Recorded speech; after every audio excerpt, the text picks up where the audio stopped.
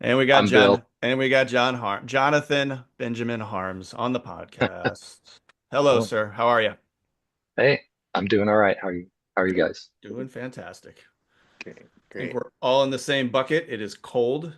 We're stuck in our Yep, houses, so this is a great time to have a conversation. for sure. Dude, before we get going here, there was something I was thinking about this morning that was hilarious. I had a ramp at my house growing up, which you came out to a couple I times, a did. time or two. I did. You had the blue Tercel parked on the street out front, Oh, okay. Actually, and it was a Mazda Mazda. Okay, 323, but there we hey, go. same So difference.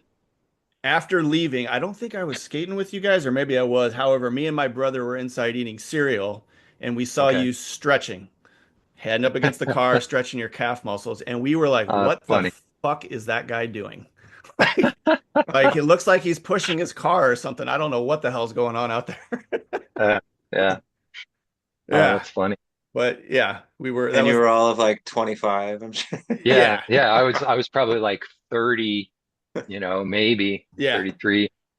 That's yeah, that's funny. We're both looking at each other like, "What is that dude doing?" No idea what stretching was at age 14. Yep. Yep. Yeah, Yeah. that's funny, man. Yeah. Yeah. I was there with a guy named Greg Coleman. We can come into that later. Greg Coleman. Okay, got it.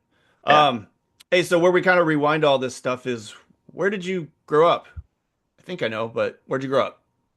All right. Basically St. Louis. Uh, Born in Minnesota, Mm, um, Mankato, Minnesota. wow. I think that's where the My Pillow guy is from. It is. I know Mankato. I know Mount Mankato. I have a friend that grew up there snowboarding there. Yeah, Mount Cato for sure. I went there once. I snowboarded there once with a cousin. Um, so yeah, born in Mankato, lived there for just I don't know, a few months. And then my family moved to Southern California, actually, in what would now be, well, at the time, the town was called Sepulveda. The town doesn't exist anymore, but like Burbank, Studio City, Yeah. wherever, I don't know. Yeah. North Hollywood zone. Yeah. Yeah, yeah. Lived there until I was about 4 years old. I have just vague memories of it. Falling down on the sidewalk. I'm told we had a, a lemon tree or a lime tree or something in our yard. And anyway, but yeah, then when I was 4 years old or so, my family moved to St. Louis, Manchester, actually. Oh wow. What was the reason for the move or the bouncing around for that matter? Good question. So my dad was, for my young life, my dad was a minister. He was a Lutheran minister. Really? No Yep. kidding. And so when I was born, oh man, I'm not sure how deep to go into this, but he he inherited a congregation like he was young, like just out of seminary, and he got this church in the I think the Twin Cities area of Minnesota, and the former pastor there was like old and sort of retired, but he he would like nowadays I think we would say he had some sort of mental illness. Oh Um, wow. and my dad was out to save the world. And this old pastor like wouldn't leave the church, and he would like come into the house where he used to live, where my parents then moved in, and I don't know, just all sorts of weird stuff was happening. Um, anyway, my dad kind of had enough of this weird situation, and so when pastor, like an older pastor mentor friend of his out in Los Angeles area was trying to get this church going out there, he asked my dad if he wanted to come out and be like the assistant pastor. And my dad said, yeah. And so that's how we moved to California. And he was kind of like the assistant pastor there for a while. And then he took what's called a call to St. Louis. The little tiny congregation in Manchester, Missouri, wanted a pastor, like a full-time pastor, and he accepted that. And so brought the family to St. Louis. So when I was in like kindergarten, first grade, my dad was the pastor there, and then he kind of had enough of that, and then we moved.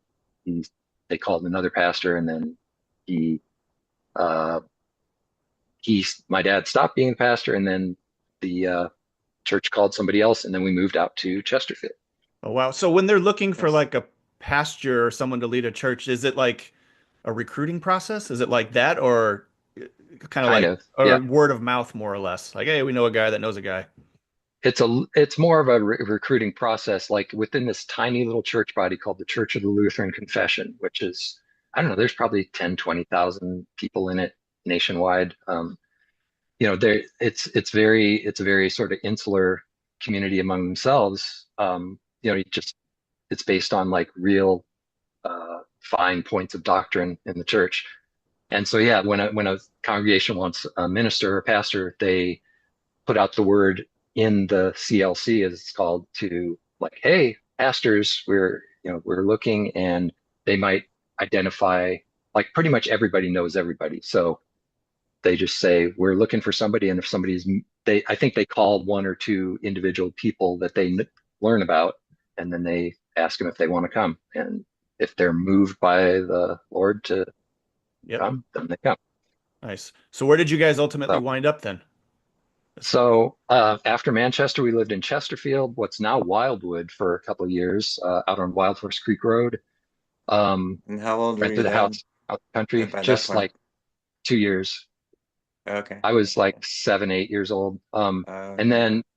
then somehow my dad found a lot in Baldwin, that it was like this old subdivision that was built in the 50s or 60s, but way down at the bottom of it, up against a creek, there was like one lot that was never developed, and he managed to find a builder and get a house there, get a house built there, and it was beautiful. We had like a 2/3 of an acre yard.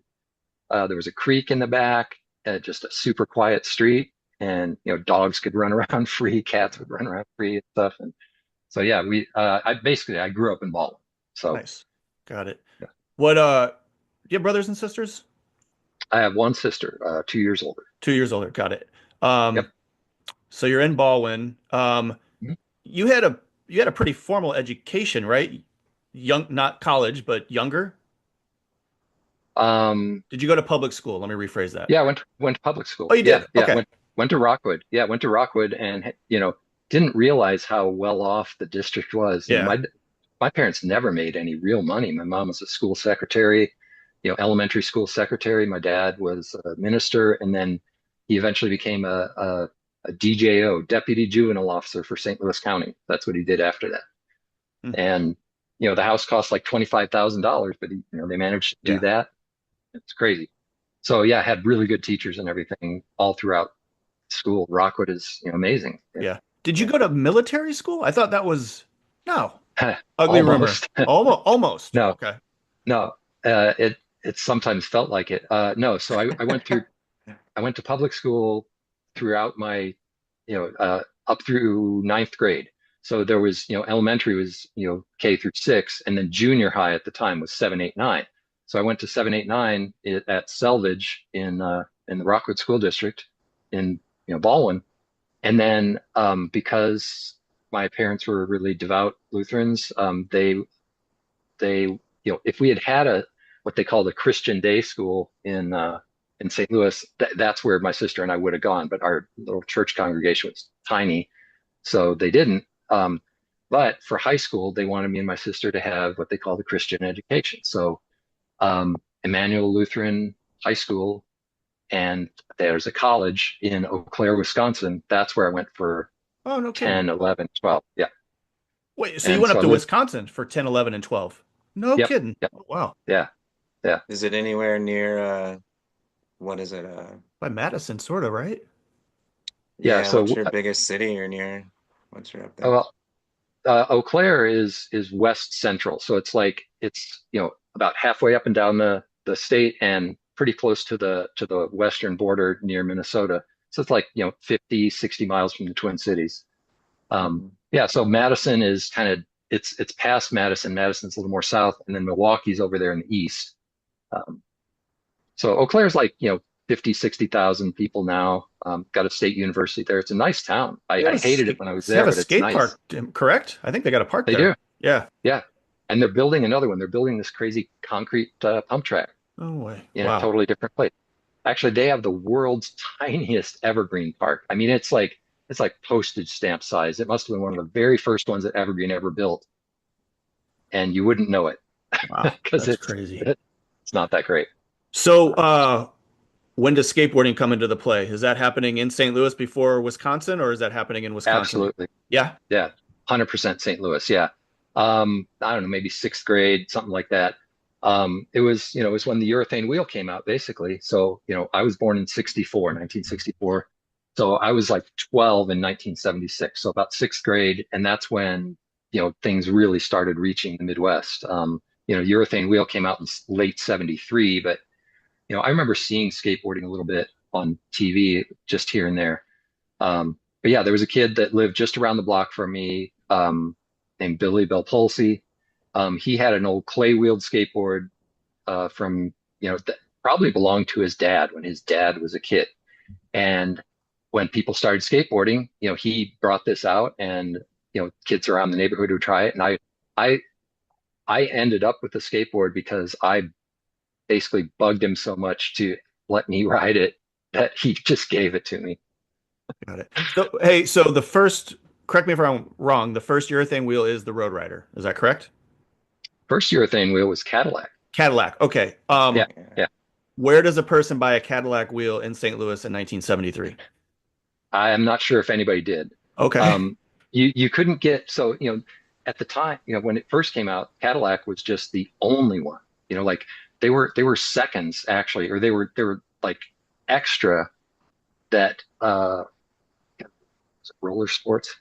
There's a company out in the East Coast. That's where Frank Nasworthy was originally, Who Purcellville, who did the Purcellville, precision Virginia. bearing? Frank Nasworthy. Well, he was the one that came up with Cadillac wheel, loose Oh. ball bearing wheels. So urethane wheels, I'll try to be brief here, but urethane wheels existed back in the 60s, as for roller skating. But because virtually all roller skating was indoors and a hard wheel and on smooth, wood or concrete surfaces, a hard wheel, like even they made wheels out of maple and wood, but as well as clay wheels, they just worked better indoors. They were faster, smoother, and you didn't have to worry about rocks and stuff like that. Urethane wheels were durable, but they were slower indoors, so they never took off. Well, Nasworthy skated throughout the 60s, and then at some point he found this guy in Virginia that had a whole bunch of these old urethane wheels that weren't really selling or anything. It's like, I wonder if I could use those on my skateboard. And he did. He tried them. It's like, oh my God. It was just, like nobody had ever really thought of it. Yeah. Anyway, so but yeah, you couldn't get urethane wheels, separately in St. Louis, I'm sure. But by 75, 76, that's when mass market skateboards, started taking off, Coyote GTs, California Freeformers, whole bunch of brands, and, department stores like Target is where we'd get them. Got it. And are this is pre-skate shops in St. Louis, correct? Like Definitely. definitely. Definitely. Okay. Okay. Got it. Got Yeah. it. So you had been exposed to skateboarding, sixth grade, do it Yeah. through the high school years, end of middle school, basically, and Yeah. then do you take a skateboard with you to Wisconsin? Is it like that? Yeah. Yeah. Yeah. Definitely. So I really, between, in seventh, eighth, ninth grade, that's when I really totally got into skateboarding. Okay. First it was just I had a yellow, so like right above my head here, this yellow one. That's not my actual board, but it's the exact same model I had. That was my first real skateboard. Was a California Freeformer, yellow plastic, one bolt for the trucks Yeah. with a nut that you tighten on the kingpin, instead, um, and I rode the shit out of that board. Just I learned to do everything on that pretty much. And then barely had even gotten like my a good um, wood skateboard before I went up to Wisconsin. Got it. Um, yeah. So yeah, I mean, for 3 years or so, I just really rode a lot here in St. Louis, and then when I went up to Wisconsin, it was just like totally different. There was kind of nowhere to skate, and I Yeah. would only really skate on the when I'd come back in the that winter, Christmas break or maybe spring break, and then in the summer. Got it. So in that yellow board era in St. Hmm. Louis, where are you skating? Are you skating out in Chesterfield or yeah, Streets. where I was in Baldwin by that time. Ballin? So yeah. street really to start. I mean, that's all there was. So I mean, I would on the driveway, just I I would see like little tiny snippets of skateboarding on TV. Like I saw a 360 contest at Knott's Berry Farm that Richie Carrasco won. I still remember his name from way back then.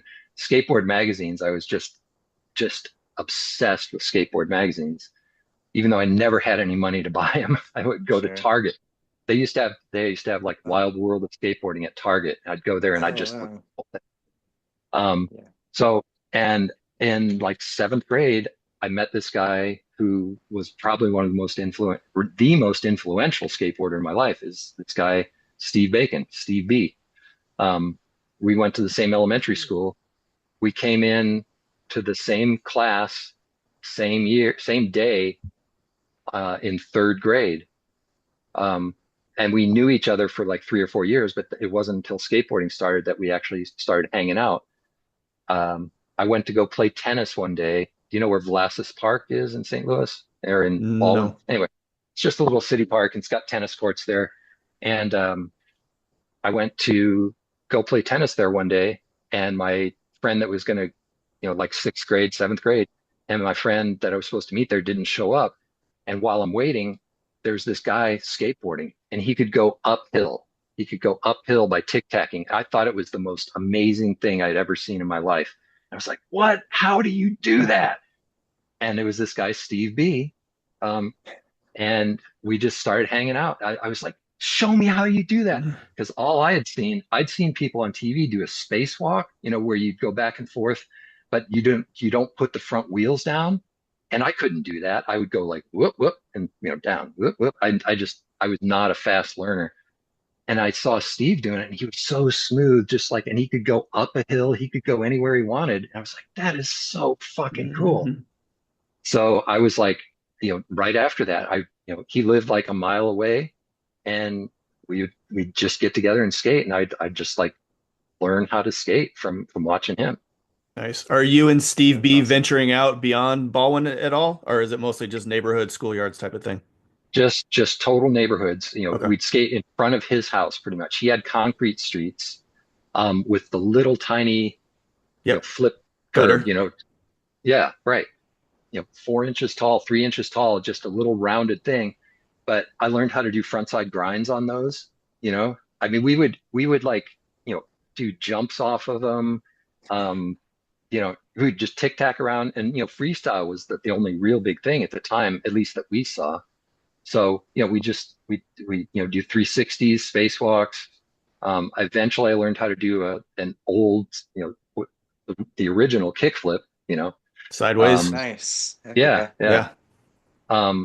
And but yeah, we just we'd skate the curbs in front of his house, just hours at a time.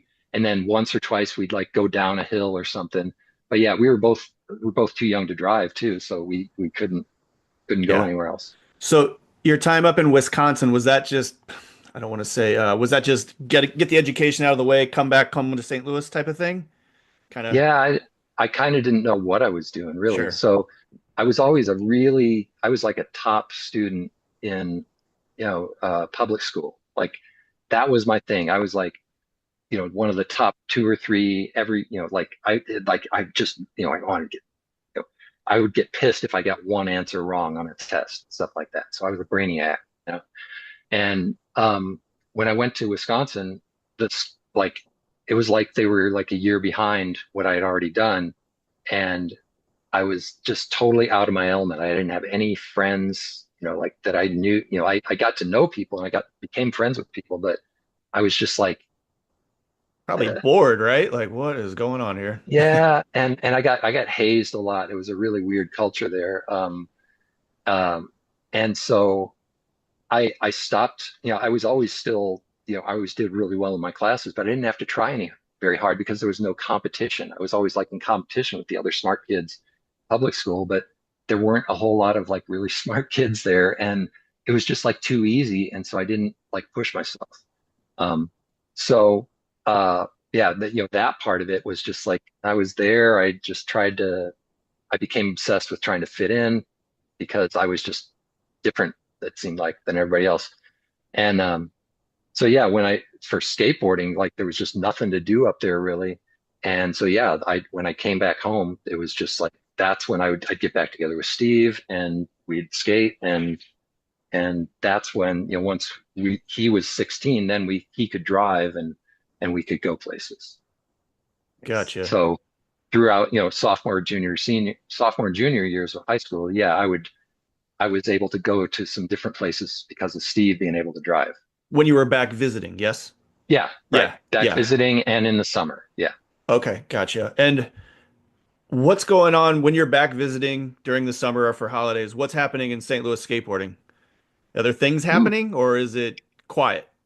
Was that Um, that Earth Surf yeah, park yeah, open at that point? yeah. The big thing. So I think Earth Surf was on St. Charles Rock Road in Bridgeton, right behind what used to be called the Penalty Box Bar. Um, and it overlooks Highway 70, actually, like the goes down to Highway 70, the hill behind, to the side of the skate park. And actually, I think we saw it was probably eighth or ninth grade. So let me think. I'd have to do the math, but it was when we were in eighth or ninth grade. I don't know if we heard about the skate park being open somehow through word of mouth, or but I do remember that as far as I remember it, both Steve and I were on a field trip, and it was probably to somewhere like McDonnell Douglas. So we went from Baldwin to North County Excuse somewhere, me. and the bus on Highway 70, we look off to the right, and there's a fucking concrete skateboard park there. Like, what is that? Oh my God. I don't remember anything. I just remember, oh my God. And you have to understand at that time, just the white concrete of skate parks, you'd see it in the magazines, and it was just like it was just the ultimate fantasy world. You'd just it was just a dream. And so Earth Surf eventually opened up, and living in Baldwin, not being able to drive, we, you know, we went there once. I only probably went there to pay once or two or three times, maybe. So you had to get a membership. They had like a mobile home trailer that was like the pro shop that you had to sign up and get a membership card and stuff like that. Um, but yeah, Earth Surf was like that was kind of our holy grail spot to go to whenever we could. Because it was just, it was like what we saw in the magazines. It was what we wanted to do. Yeah. I gotta It what? think. Go ahead, Go man. ahead. Sorry. Oh, can you just please describe what they had? I feel Oh like yeah, there's maybe a minute of it on YouTube if you guys have never seen that. Yeah. But it yeah, just yeah, shows like a bank or something, but it had to be yeah. more, right? Oh, it was actually pretty decent. So at that time, starting in 1976, or yeah, late 1976 or somewhere, that's when concrete skate parks really began. I mean, yeah, there's little one-offs here and there. But yeah, and in like 77 and 78, I mean, people couldn't build skate parks fast enough. It was the Wall Street Journal ran ads, like investment opportunity, own a skate park because skateboarding was really huge. I mean, you may have heard that like in like 77 or something, the number one selling magazine in like all 7-Eleven stores across the country was Skateboarder magazine. It is just Wow. and it was on TV and it was just amazing. And so people were building skate parks left and right. And of course, nobody knew really what they should be yet because they've never really been done before. So the real quick, the first park in St. Louis wasn't Earth Surf. It was out on Highway 94 in I know St. where John. that's at. Or yeah, It's um, Yeah, you brought that up, Todd. under a go-kart track, or it yeah, was at one point. It yeah, got, yeah, I remember trying to go find it in yeah, 92. yeah, yeah. It was called the Stop and Sock Fun Center. And there was also it had another like the park had a name like Earth Wave or something like that. Um, I could look that up. Did So you that guys was get the out? first Did one you that guys went get to out there one time. one One time? time, Steve's mom drove us out there, and that had three runs. They were all just mellow downhill runs. At the left, as you're looking down it, was just a straight concrete drop with little banks on the sides, if I remember right. And then at the end, it was a big curved concrete wall that would kind of bring you back around. So kind of like, and at the time, slalom was a big thing. Like skate parks often had a slalom run that was just straight down and then maybe had a turnaround. So that was that. The middle one was a snake run, just kind of back and forth. That was my favorite. It was just, you know, and we were still just learning. I got a board. It was like a 3/4 inch poplar board that I made in wood shop. No kicktail, two strips of 2 inch grip tape on it, Road Rider 4s and ACS 500 trucks. And I'd learned to kick turn and stuff. So we'd go down the snake run, and then that had a huge wall at the end. And it was kind of a kink transition to vertical. And I didn't know how to absorb the vertical. So I was like real, stick man and didn't bend my knees a lot. So I'd hit the vertical and kind of jump off, and then my board would come back and give me an ankle shot. Anyway, so yeah, and then the right hand run at this Stop and Sock was something else, some sort of banks, but I only went there one time.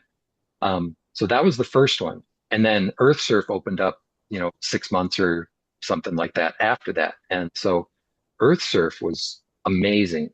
So you walk in, it's all kind of flat. You walk in, and there's the trailer on your left. And then just outside the trailer, there's a flat freestyle area with banks about 4 feet tall on three sides of it, kind of a reservoir. And that was a big thing then. And that was like, if you were just kind of a beginner, you just hang out there. And then anyway, you go into the park, there was a ditch, a curved ditch that, started really mellow and then went up to about maybe 5 to 6 feet walls that were probably, 45 or, plus, and then that turned into a vert half pipe with no flat bottom, and that it was all just one run, and then at the end it just kind of the half pipe ended, and there was kind of a bowl at the end that had kind of a banked wall or a slanted wall, and that was super fun. And then to the right, from the ditch, there was a pool, probably 9-10 feet deep, vertical. The coping was, I think, hand poured. Oh wow. And it stuck out really big. I mean, it was probably, an inch of reveal on this coping. And it also had a tombstone that was like 2 extra feet of vert, just on kind of the right side of the face wall. And it had this wide drop in. So it wasn't, it was just like a drop in to a big vertical bowl. And it was fairly well made. And then they finally did have, way over to the side, there was an asphalt downhill run that ended in a little bowl, and that was the slalom thing. Huh.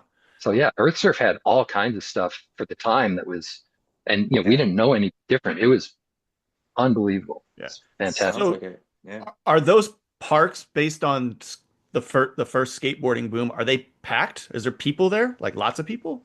Is it like that? At first, yes, but Yes. only for like, maybe 6 months, 3 months. Before things you know- just started to dive bomb as far as skateboarding goes. Yeah. Yeah, right. Because, we were definitely behind a little bit in St. Louis. So Earth Surf probably was built in 78. I don't know for sure. Tim Jameson might know. Paul Graff would know. Paul Graff grew up in North County, and he skated there a lot. Yeah, so it, like basically by 79 or so, there would still be people there, but at first it was a craze, and then it was like, then people realized that, they couldn't go there all the time because you had to pay every time. And, it's mostly kids getting rides from their parents. It's not 19 and 20-year-olds. That was ancient for skateboarding already. So it's, 12, 13-year-olds that are wanting to go. And unless you lived right there, you weren't going there often. So people that were trying to make money off these things, they spent probably 100 or 200,000 building the thing, and they had to make money, and they just couldn't. And at some point, the liability insurance also probably just ate up anything. I mean, probably just paying the rent and paying off the loans to build it was hard enough, much less operating it. So yeah. Yeah. it didn't last all that long. Of the Um, people that were there any notable standouts? People that could skate the bowl properly, people that could, I mean, the ditch you're describing is insane. It starts out as a ditch and then dumps into a capsule, yeah, basically. Like that sounds crazy. yeah. Well, it wasn't quite a capsule. It was low at the end, but it was still just kind of like a Yeah. turnaround. But the half pipe Yeah. was for real. And it had, I think it had, coping on it too. Um, but no flat bottom. So, Wow. yeah, but there were, a guy like Don Early would know many names of people, Sure. but I definitely remember there were several standouts that I came to learn who they were. Didn't meet any of them personally, like I was too scared. But there was probably the best guy there was a guy named Danny Manistar, who has since passed on.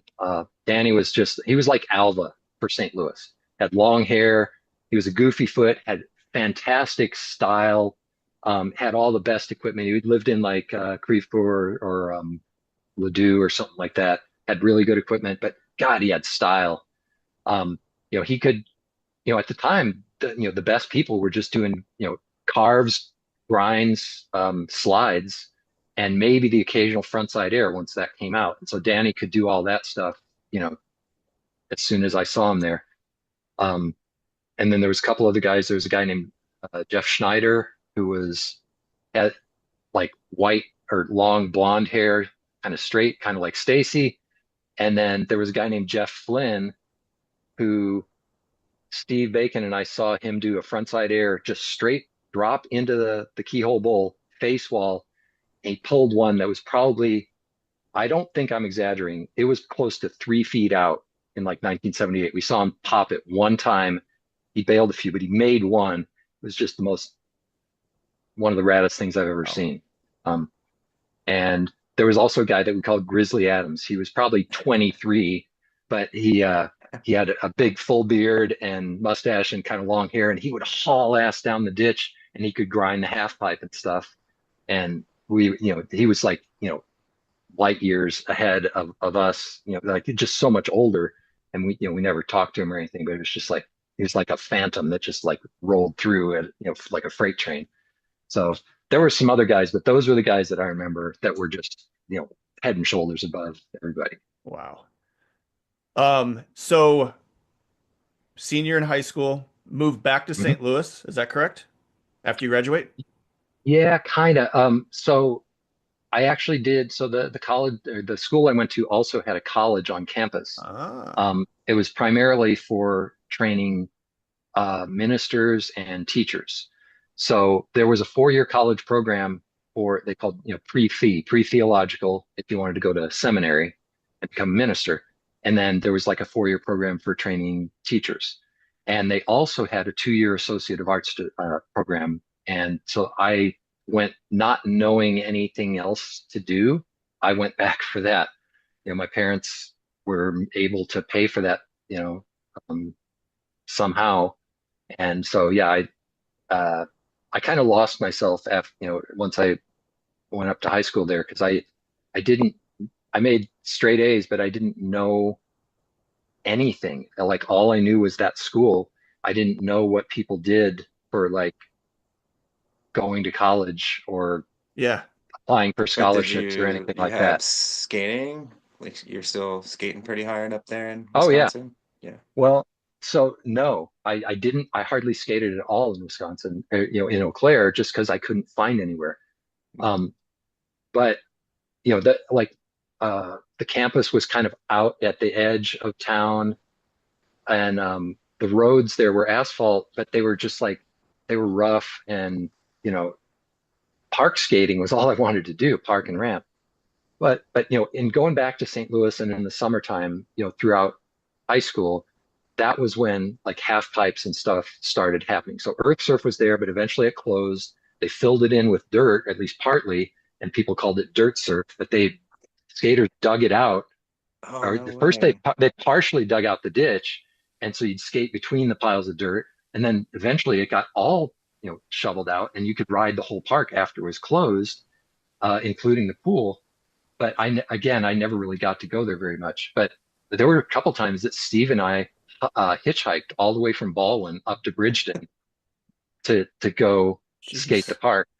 Um, and so yeah, like that was the whole thing. It was really after the park closed that it got popular, Oh, or so that wait, you so know, the park closed because skateboarding takes a dive in the late right, 70s, but then right. it kind of gets an upswing and then more people are there, or Well, is it just the core group basically? it was the core group. It was the core Gotcha. group. Okay, okay. Yeah. So yeah, and so I mentioned a couple others. You know, there was these the Barnes brothers, Terry and James Barnes from like Ferguson or Florissant.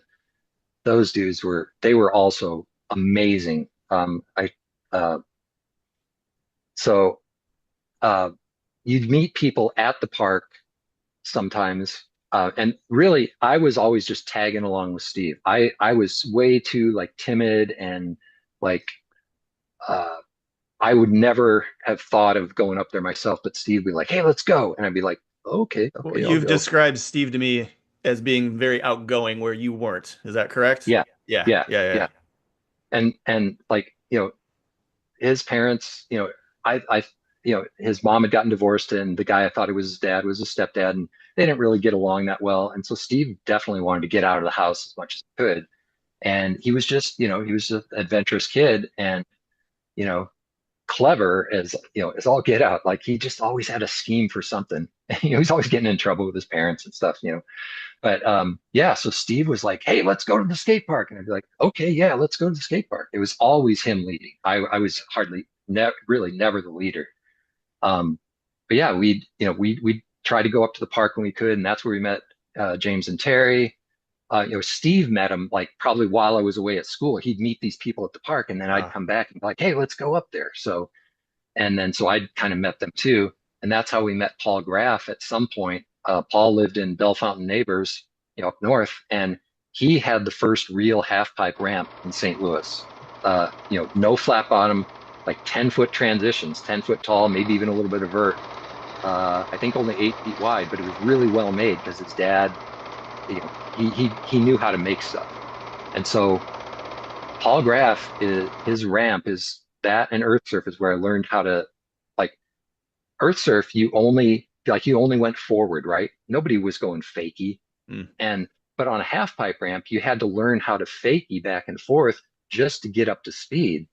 And so between Terry and James that had this rickety old ramp in the back of their house on Bermuda Road, and Paul Graff's ramp around the same time, that's where I learned to fakie and kick turn on vert. And from there, it was like then other people started building ramps around St. Louis, and there was one eventually in Baldwin in like '82 or so.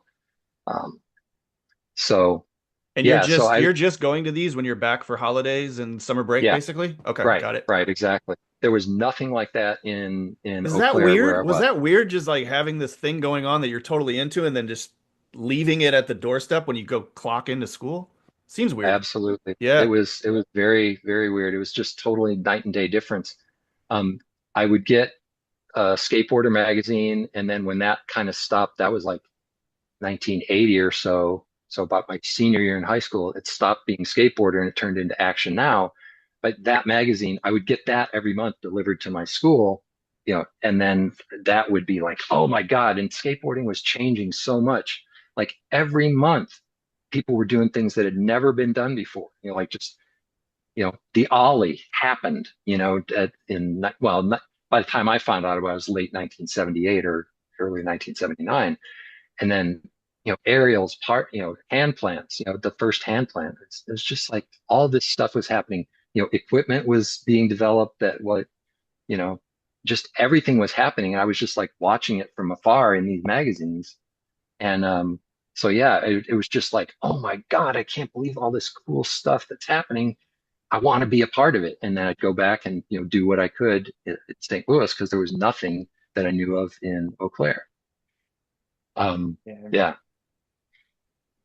Um, so yeah, basically around my senior year in high school, that's when I really got into skating, especially more because uh, I don't know, the timeline is a little fuzzy Sure. here, but um, the Steve and I were skating. So we had this ditch in Baldwin that we called, Steve came up with the name. He called it Surf Creek. It was just like maybe a maybe 3 foot tall concrete ditch that at the time was, might be, 50 yards long or something, but we would skate just like a, 15 or 20 foot wide section, just like a half pipe, and do like half pipe tricks on it. Had What a road? raw, What Yeah, road is this raw road. on? concrete Yeah, edge. I think I know where Yeah. you're going with this, What Matt. what road is this on? It's on Sulphur Spring Road. It's still there. Does Sulphur Spring does just that north. turn Or turn into another road or no? so Does Manchester and Sulphur? Sulphur Spring is Yeah. right at the bottom of a hill. And if you go south, you go up this huge hill. Um, if you go north, yeah, it eventually turns in it dead ends into Baxter Road or something. Yeah, Ah, I that's think where it you're might be going, that Matt. one. Yeah, Does it yeah. bowl out like an actual little bowl at the end? Or no? No, no. Mm-mm. Anyways. We skated that quite a bit during like college years, like late teens, early 20s, the Baxter ditch. Oh, Yeah. I know which one you're talking about. Yeah, That's Baxter a little bit west of Clayton. Yeah, totally. I skated Olson, I that. think, used to Yeah, always call yeah, it that and like got us going yeah. there. So But no, this one Surf Creek, Glenn Stallings always laughs at us because Steve would talk about Surf Creek like it was the most amazing thing in the world. But we loved it because, we had like a little plywood roll-in ramp, and we would just pretend that we were on half pipes in this ditch.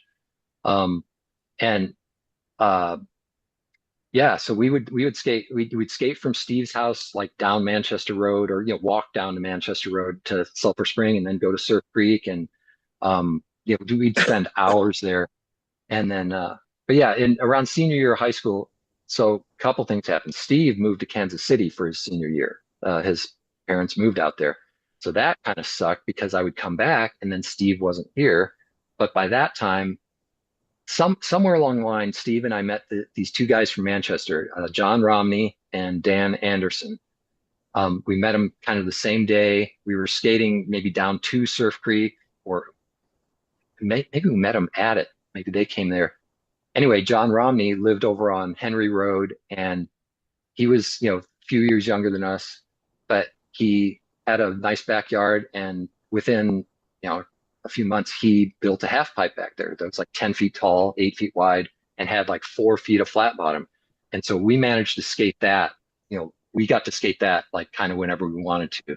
So that's where I really learned how to kick turn on vert and do one wheelers and stuff like that. Um, and then anyway, Steve moves away to Kansas City, and then I think that maybe on a spring break or summer, I was able to go visit him there. We'd like send letters back and forth the whole time I was in Wisconsin. This is way before the internet, obviously. So we'd send letters and photos and make cassette tapes and stuff and send them back and forth. That's how we kept in touch. And he was always like real gung ho about everything. And I would be like up there, like, yeah, I don't know, I might be getting out of skating because there was none to do. Be like, man, don't be a pussy. They sort of peer pressured me into, continuing to skate. I'm glad he Um, did. yeah. So I was able to visit him in Kansas City, and Kansas City, shortly after he moved there, there was some ramp that somebody had that was like, had like, it was painted black and white checkerboard, like, 3 foot squares. He sent me pictures of him doing like fakie or frontside airs and hand plants on it. Um, and and then there was this other ramp that was in North Kansas City somewhere in the woods called the Metro ramp, which was 16 feet wide, had pool coping on both sides, and like 8 foot transitions, a foot of vertical, and it had like a 2 foot roll-in channel right in the middle of one wall. And man, Steve, his skating kind of took off because he was able to go to Earth Surf a lot, and he was always way better than me. Um, and then in Kansas City is where he just really shot up. He was able to skate the Metro like all the time. So he was, doing all kinds of grinds and hand plants and sweepers, and getting really good. And so I was able to go visit him there, and learn to skate there. That was the first ramp I ever dropped in on, Hmm. too. Was I that was did the during a visit, obviously, right? During Yeah, it was during a yeah, visit. It was okay. during the summer. Yeah. I think it was like the summer of 82, like after my senior year in high school or something. And And yeah, so I learned to drop in on a vert ramp, not on anything else. So I rolled in once and made it, and then tried to drop in and just Oh yeah. filed. And then I think the next one I kind of slid out, and then the third one I made it, and then I was like, oh, thank God. But yeah, so yeah, getting basically Steve was my connection the entire time, through high school skating, and then even though he didn't live in St. Louis anymore, once I did get back, yeah, I mean I would just skate wherever I could, and there were basically Romney's ramp was where I'd skate when I could. Gotcha. So when do you wrap up Wisconsin and when do you like come back to start staying in St. Okay. Louis? So, uh, completely coming back to St. Louis was after I got a 2-year Associate of Arts degree from this college in 1984, spring of '84. So that's when I came back home, and I didn't know what else to do with my life, so I just lived at home with my parents, and Sure.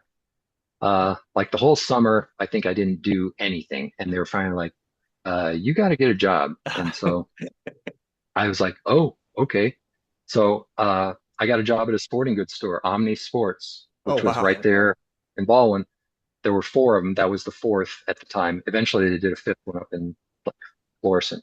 But so throughout when I was in Wisconsin, I did team sports. Like I ran cross country. That was my main thing. I loved to run cross country. I played basketball, and I tried playing baseball in the spring, but didn't really do too well. Um, but yeah, so I was always really into running, and so running was becoming a big thing in the U.S. like 1976, 7, 7, 8, 9, 80. And so I was really into running, and I was like, oh, I could sell running shoes, and so that's how I got a job at the No sporting goods way. store. So that's what I did for really for the next like 4 years was I worked at the sporting goods store, if, starting part time, and then got a promotion, promotion, promotion. Eventually, I was like assistant manager by like 1987, and um, I kind of hated it, but I didn't know what else to do. Yeah. Still skating the Um, whole time. Yes. Like, yeah. So then I would skate a lot, and it was probably like 84 or so that I met Mike Brady, who lived just across the creek from me in Baldwin. It was like 3 miles if you had to drive there, but like a third of a mile as the crow flies. Um, yeah, so I was skating. There was John Romney, this guy from Manchester.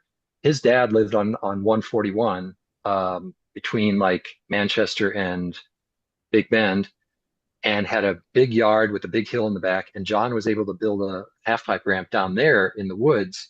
It was like 12 feet wide. And that was where I skated like all the time. And so somehow this was like still the really dark years though, like 82, yep. 83. Somehow I met this kid that went to Parkway West, a guy named Greg Coleman. And Greg and I started skating together. Like there was a time when like nobody skated in St. Louis, like at all, it seemed like. And somehow in like 83 or so, I met Greg Coleman. He had a Powell board, and I don't even know how I met him anymore. And I showed him Romney's ramp, and we would skate there a lot. And we were driving home one day, and I don't know why we ended up where where we did, but we see this kid being towed behind a bike on a skateboard, and, and that was at the time like if you saw somebody with like a wide skateboard, you'd be like, oh my God, it's a real skater. And so we stopped this guy, and it turned out to be this kid named Mike Brady. His board, it was like an old, department store model of some sort. His wheels were so worn down, they had cracks in the running surface, and you could see the bearings through the cracks. I mean, it was just beat to shit. And he didn't know any different. He didn't care. And so we were like, yeah, we were just skating this ramp. He's like, you were skating a ramp? And so that's how I met Mike Brady. And man, Mike was just like super gung ho. Like, so from like 1984 through 88, it was me and Mike Brady all the Mm. time. Um, Steve had gone into the Air Force out of Kansas City, and ended up out in Annandale, Virginia, and skated this huge Annandale ramp and got in Thrasher for stuff like that. So it was just like a whole bunch of stuff. But yeah, in terms of the people I was actually skating with, it was me and Mike Brady, after Steve was kind of like off on his own. And at that time, let's just say 1984, how many ramps are there around the St. Louis area that you're aware of? Not many. Not many. Okay. There was Romney's. I think Paul Graff, his didn't last more than a couple of years, I think. And then at some point, I think he moved up out to Alton anyway. Um, and at least initially, I think that's it. Like there may have been a couple others, but I wasn't aware of them. Sure. But it, um, around the time then, skateboarding, so they're like from like 1980 to about 84, skateboarding was pretty dead in St. Louis. But then just because of Thrasher and because of the backyard ramp scene and the early beginnings of street skating, but mainly just because of Thrasher being like, fuck you, we're not quitting skating. This is the most amazing thing ever, you know, and because of like the industry's thing to like, well, let's promote backyard ramps, people started building half pipes, all around the country. And, skate zines were in there a little bit. And then, around 83 or 4 is when the Bones Brigade, video Yeah. show came out. Yeah. And that was like people could see it and see it in person. And that's when skateboarding really started blowing up again. Back to the Future, even though people don't want to admit it, had a huge effect on that too. So, Absolutely, it did. Yeah. I um, attribute it to one of the major reasons me starting for sure. yeah, yeah, absolutely. So half pipes, and you gotta, at the time too, you're out of high school and you're out of, maybe just, like me, 2 years out of college, but I was still basically a high schooler. Your timeline is so Yeah. expanded, right? Like 3 months is an eternity. 2 years is, lifetime. Yeah. So these things were happening and it was just all important. Whereas as you look back now, I mean, 2 years ago, shit, Yeah. nothing. But at the time, passage of 2 years, things changed so dramatically. So people started building, jump ramps and eventually, but half pipes. But yeah, really, Romney's was the only one until like, um, well, so Sunset. What happened was shops in St. Louis started selling skateboards. There Okay. were actual skate shops. So back in the 70s, there was two that like 1978 and 79, maybe for like a year. There was a store called Skateboards Unlimited that was in Ladue, where just almost right where the first like Wild Oats Whole Foods store was, Yeah. on Yeah. Clayton. Yeah. Yeah. There was a store called Skateboards Unlimited there. I never got to go there because I was too young. Um, Darren Rima from South County, he went there, and other people did, but they sold skateboards and they even had their own little team. And then the Touring Cyclist, which is still there on St. Charles Rock Road in In Bridgeton, they Bridgeton. sold Yeah. skateboards. Yeah, Huh. and people ripped them off left, right, and center. It's amazing they ever sold any skateboards because people were stealing shit from them all the time. Oh, wow. Um, but History anyway, repeats. yeah. So, but from between like, 79 and 83, like nobody was skateboarding seriously in St. Louis. But then because of, skateboarding kind of had an uptick and new people started seeing it. The first shop in St. Louis that I'm aware of that started selling real skateboard stuff was Sunset Surf down on Watson Road in Sunset Hills. And it was like a little boat shop, and then they sold some skateboards. And I just remember going in there and seeing like, early Vision boards and Sims and, maybe a couple of Powell boards. And I was like, I can't believe this is in St. Wait, Louis. when you say boat shop, are you talking about I need to buy an oar? I'm gonna go buy an Yeah, oar. It's yeah, like, yeah, oh wow. right. I only Because, have, yeah, Bikinis yeah, and board shorts type of thing I too. never got to go to not that quite. one, but saw the boat outside There driving was by. I Yeah, need to buy a new motor and I'm gonna grab a yeah, Vision deck. right, right. Well, so that it was originally, I think it was called Twin Six, because Watson Road was Route 66. And so Twin Six, and then I think that might have been the name of the business. Um, and yeah, the Merrimack River, really, if you think about it, is only like a mile away from there too. So even though I didn't know that people really did anything on the Merrimack River, they had this boat shop there, that did, I don't know what they did. Guys like Dave Cummings might know, or Kevin Swan, because they grew up like within a mile from there. Jimmy Coleman, you would know. Um, but yeah, they at some point they decided to start selling skateboards. Um, I think maybe so. The guy that owned it was a guy named Ashinger. I don't know his first name, but he had a couple of sons, and they skateboarded. At some point, Charlie and Will, and so maybe they were like, "Hey, Dad, we want some Yep. skateboards," and he found a way to sell them. Um, so I would go down, like that was the only place you could get skateboard stuff. And it was just like you were so desperate to meet other skaters that you would, like any clue. So by this time I had met Mike Brady, and I was skating with Greg Coleman, and we made up a little flyer where I like literally taped a couple of pictures to it and like hand lettered on there, like something like, do you skateboard?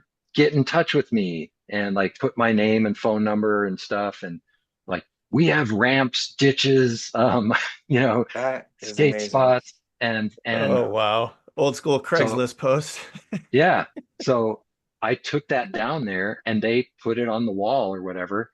And through that and, word of mouth, eventually I don't know, somehow maybe I got a phone call or something from I met some guys from down there, and the first people I met were, I don't know in what order, Kevin Swan, um, Dan Lickle, Jim Coleman, Pat Nelms, and Dave Cummings. So the only Um, only name I recognize out of that, well, I know a few of them, but I know Dave Cummings. He yeah, had to be super young, yeah?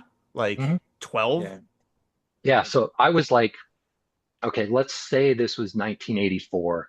I was, God, I can't believe I was 20. I felt like I was, you know, 13. Um, and Dave would have probably been like 14 or 15. Wow. Um, Somehow they managed. I mean, one of them had to be 16 because at some point, not too long after that, a group of those guys came out to Romney's ramp. I told them where it was, and they came out, and they were still just learning to skate. And so by that time, I was, I could do like little frontside airs, and I could do, slides and grinds and stuff like that. And I still remember like when those guys came to our ramp, like my memory anyway is nobody said a thing. Like they were just all like All shy and like scared talking to young themselves. little kids. Yeah, Yeah, yeah. right, right. And I'm like, "Ugh," and Mike was doing crazy shit. Mike Brady would just go for the craziest shit that he had no chance of making, but eventually he'd figure it out. Um, and Dan Anderson and John Romney were still skating. Greg was still skating. Um, and yeah, so they came out to the ramp for the first time, and they were just kind of like, oh wow. And they didn't really, I don't remember them saying much, but eventually we kind of, would get together a little bit more. We'd skate, somewhere over there in Sunset Hills, or, just, or they started coming to the ramp, and, started getting into it. Um, so yeah. So all, like my day-to-day life was working at the sporting goods store, but I mean, really my only interest in life was skateboarding, Yeah. Did you no throughout no this whole time.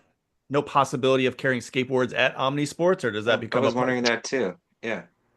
Funny thing, by about 85 or so, I mean, it was big time again, like when jams started coming around, so surf Hmm. trunks, all that stuff. Culture.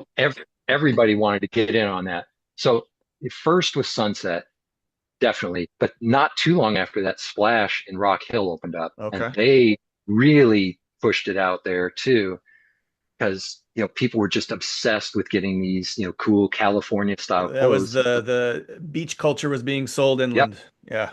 Yeah, absolutely.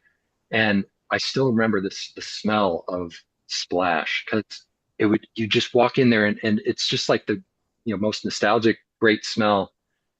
As I look back, I think it was, you know boards were being churned out so fast, especially by companies like Vision. which, made Sims and Town and Country and Vision and, a whole bunch of others. It was all boards were still screen printed. It was Sure. the ink. It was the ink that still maintained a little bit Oh, of a for sure. smell. And the And stickers. The yeah, and the stacks of stickers. stickers the same way. And it was just like, oh, amazing. So Splash and Rock Hill had a huge influence too in promoting skating. But so yeah, Omni definitely, I think they knew that they couldn't sell skateboards Sure. properly. There was a time though that they were kind of like asking me about it because like the central office for Omni was like right next door to the store that I worked in, like where the buyers worked and stuff. And they were like, "Hey, what can we do with skateboards?" And I was kind of like, "Yeah, Don't yeah, mess with you it. really can't. Yeah. You really can't." But we eventually got, just because people would come in and ask, we got some completes, which, but there was, we got them from like, basically they were Nash. Okay. Um, Yeah. they were like, terrible quality wood boards with, all the plastics on them and, just mediocre quality wheels. And, they'd sell for like 40, $50 or something. Because Yeah. most people, they just wanted something for their kid. They didn't know a good one from a bad one. So we sold a bunch of those and they were just terrible, shrink wrapped and, um, but Do we you also had a remember few, if it was like only Nash? Because I've just come to learn that like there were a couple companies that went that direction, and yeah, it's not just, Veriflex and Nash. It was like, was it Sure Grip and Yeah. Sure yeah, grip. Action Sports or something yeah, was another weird Oh, one. Action right. Sports. Rob Magee. Something, Yeah, right, I right. was just curious if you ever got those as well. No, we didn't. Yeah. So Nash kind of made other boards, like they manufactured boards that had a different name on them. So the best boards we had that were arguably almost usable were they were foam core with the aluminum bottoms and had these gnarly Oh graphics like gosh. the Executioner or they're actually kind of valuable nowadays, like among I collectors bet. from that Yeah. time. They had like molded pebbly plastic on the top instead of grip tape. Um, they had rails and they had like the trucks were exact knockoffs of trackers. I mean, they just totally knocked off the tracker design, but they were like chrome plated. They had soft black wheels on them, with decent bearings. And the board itself was actually kind of light, but they loaded them down with so much plastic they were really not functional. But and they were like 95 or $100 back then. And I don't think we sold a single one of those things. But God, I wish I could remember the exact name on them. But we, I think they were all Nash, but they weren't always branded as Nash. They were like, um, but yeah, we didn't have any Sure Grip. Sure Grip was actually a decent company for a little bit. Um, Mhm. and we didn't have any Action Sports, I don't think. So yeah, we just had like two or three different levels of skateboard and they were all terrible. And we sold a few and got half of them back as quote defects because they a screw would break or something like that. Yeah. So Sunset Surf Shop's operating, Splash is operating. At some point, you transition out of Omni to go start working at a shop. Is that correct? Is that the timeline? Let's see. And there's Or is just that too fast? Is there so much years in there? happening. There, no, so like I worked at Omni from like 84 to 88, and then I decided I wanted to go back to school a little bit. So I went to Merrimack Community College, even though I had a 2-year degree. I just wanted to start taking. So I made enough money. I was still living at home with my parents.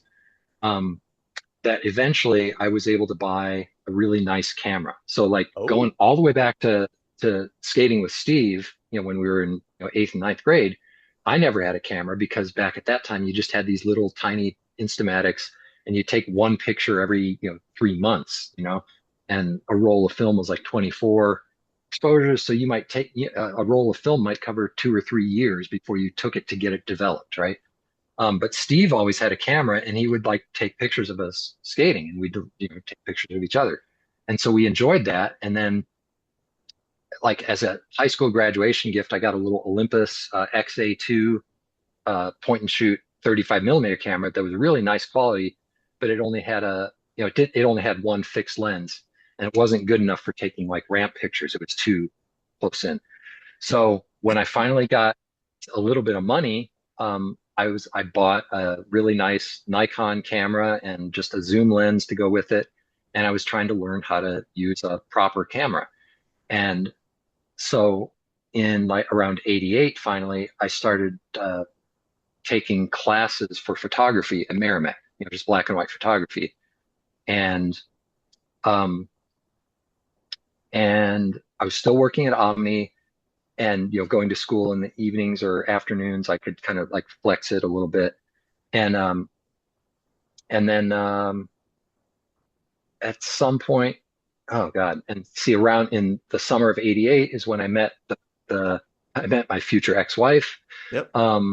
And first real relationship I'd ever had, and just things were just really, I was 24 by that time, so most people already have a lot of things figured out. I was totally clueless, but um, so yeah, between having a girlfriend and she moved to St. Louis, or she moved to Scott Air Force Base because she was in the Air Force, and seeing her and like traveling a little bit to skate sometimes, or you go take pictures. Um, and then going to school. I probably already said that.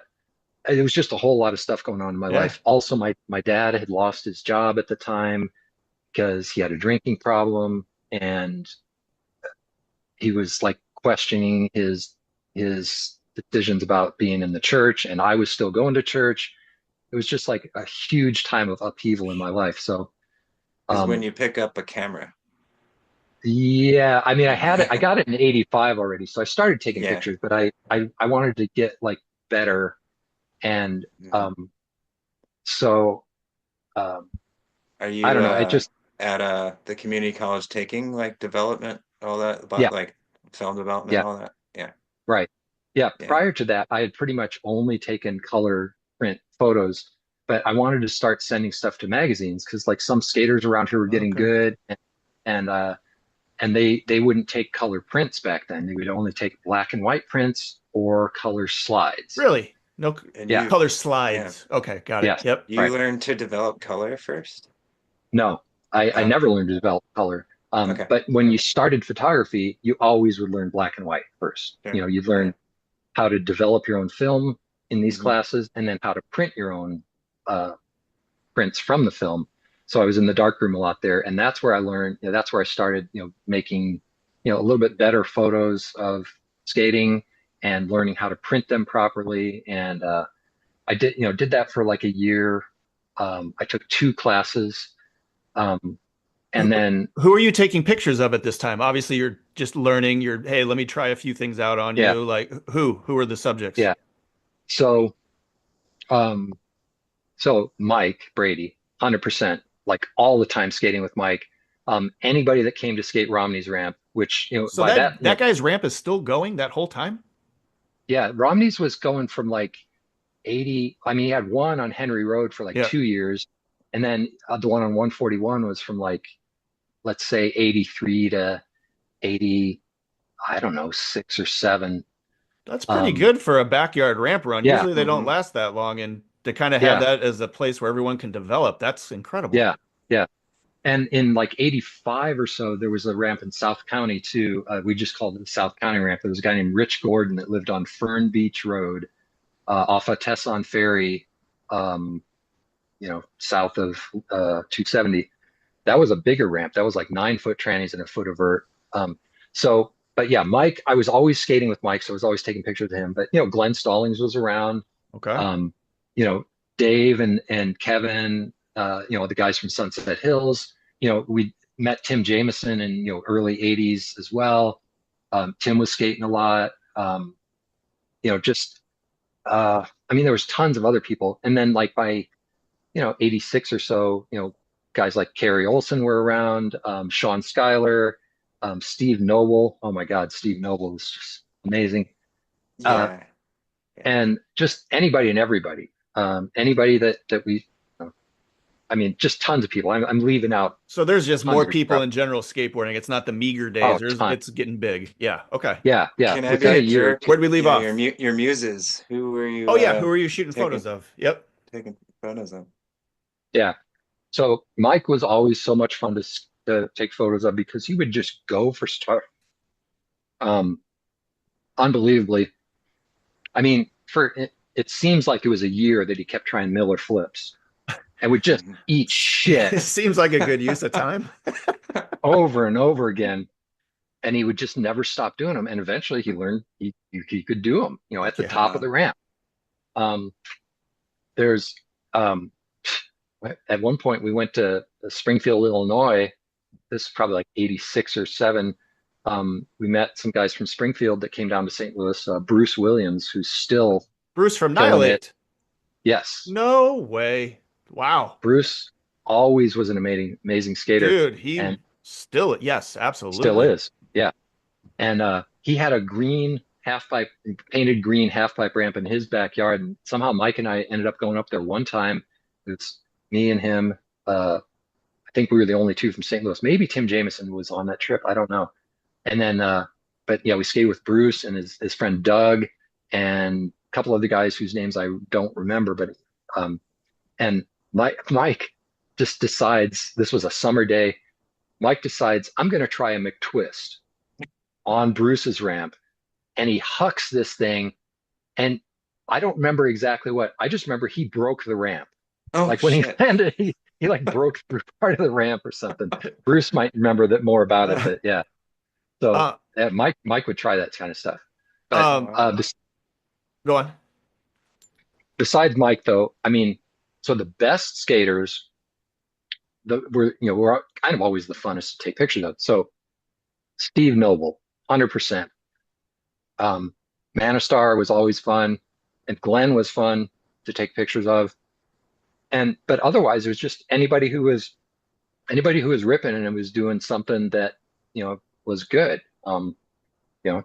Yeah, and these were mainly the ramp sessions you're starting with your photography then. entirely. Yeah, it Yeah, was yeah, entirely ramp. yeah. Um, we just, and at the time, at least the culture as we kind of understood it and the way we did it, we being like me and Mike, and even people like Glenn, I think, was, skating was going to the ramp, and then afterwards you'd go street skating, Hmm. and you had a different board for street and a different Yep. board for ramp, Hmm. a little smaller board with soft wheels for street. And so we, ollie up to board slides or something on curbs and, or, just curb grinds, bonelesses, that kind of stuff. Um, but yeah, so it was entirely vertical oriented because that Gotcha. was by far the most fun, and we had them, Yeah. Yeah, Hey, yeah. you touched on this a little bit, but you said that you guys were kind of getting out and about traveling a little bit, yeah? hmm Where were you guys yeah. going to aside from Springfield, Illinois that you just mentioned? Where else? Um, so any ramp around the area, we just find out about it and we just go there. Sometimes invited, sometimes not, but usually if there was a session going, you just show up. And Yeah. especially, I'm not saying we were, certainly I was never that great, but guy like Mike, if you're skating really well, even if the other guys, even if they've never seen you before, they're like, oh, cool, wow. Yeah. Um, but well, let's see. I mean, Are you guys getting so out to neighboring states? Is it like that? Like, a little bit. yeah. So like, 85, we went down to there was a contest in Arkansas on the pink ramp, Paige Hearn's ramp, the Little Rock, Big Rock at Little Rock or whatever. That was a pro contest. We went down there, Yeah. but we got to skate the ramp, on the day before. Um, we went to Springfield, Missouri once or twice. That was probably later, like 87, 88. Was there a park? Um, Was there a parks going on in Springfield at that point? Not No, yet, not not yet. yet. Okay, okay. I think Rick, somebody, oh shit, what was his last name? Rick Collinsworth, I think, had a ramp down there, and we skated there. I went down there with Mike Brady and Sessions, I think, Chris Sessions. That was just one time, but um, Glenn had the Blue Bowl set up over in Belleville for a while. Um, Glenn had the Firestone set up down in DeSoto somewhere. We'd go there, now and then. or here and there. I went up to Wisconsin in like '86 just on my own. Skated in Iowa City along the way. Skated in the Twin Cities. Kansas City, I went there with Glenn a couple of times, and Dan Gibson, his buddy that had the ramp down in DeSoto. Um, let's see. In like '88, we went up to the turf. Mike and Oh, I did, and Andy Lenzini, Pasta. Um, we went up there. Um, and you know, yeah, just I'm sure there was tons of other places sure. too, but just anywhere around St. Louis that we could find was fair game 4 or 5 hour for radius. Hear about a ramp? Go up there. yeah, maybe yeah. Like Yeah, Kansas City at the time sure. was 4 or 5, but yeah.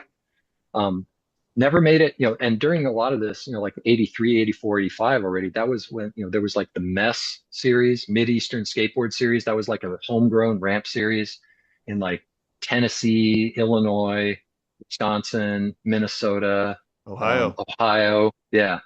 I never entered any of those contests.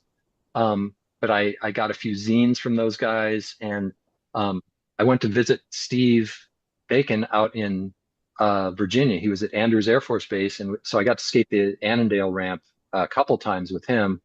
And then we went up to Virginia Beach, um, went to Mount Trashmore, um, and then one time I flew out to Annandale or flew out to Maryland, hooked up with Steve, and then we drove back. I think this was '86.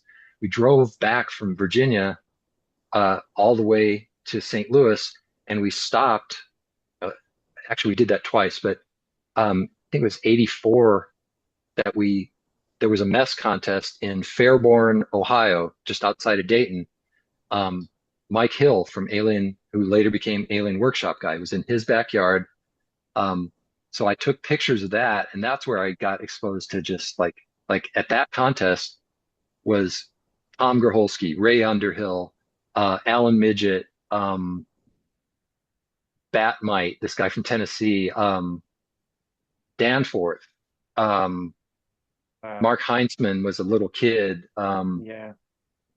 a whole bunch of Henry Gutierrez from Virginia Beach, John Fudala from Virginia Beach, You're Dan meeting all your Sturt. heroes.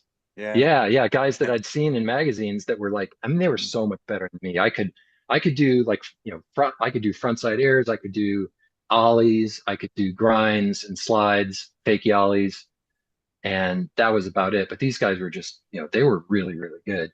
And so I got to photograph this mess contest that Groholski won and Danforth got second, and it was just unbelievable, just in somebody's backyard.